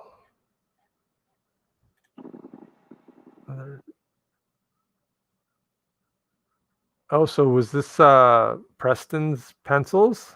Yeah, Preston Acevedo pencils with LA doing the inks on this. Nice. Yeah. Cool shit. I'm gonna go. All right. Well, I think we'll end it there then. So thanks everybody for coming on and watching the stream and for being a guest. I appreciate you guys. So yeah, we'll hook up again on the Twitter side of things. But thanks again, Tim, for Oh yeah, it was fun. Yeah, hanging out for a bit. And your Project Melvin looks pretty good. So we'll definitely make sure that gets more eyeballs put on it, and we'll get you get some people signed up for that and get you funded on that. Yeah. And I guess thanks Fade for coming on the stream. Mhm. All right, we'll Not a talk to you guys problem. later. Everybody have a good night. Peace out, guys. Peace. Peace. Peace.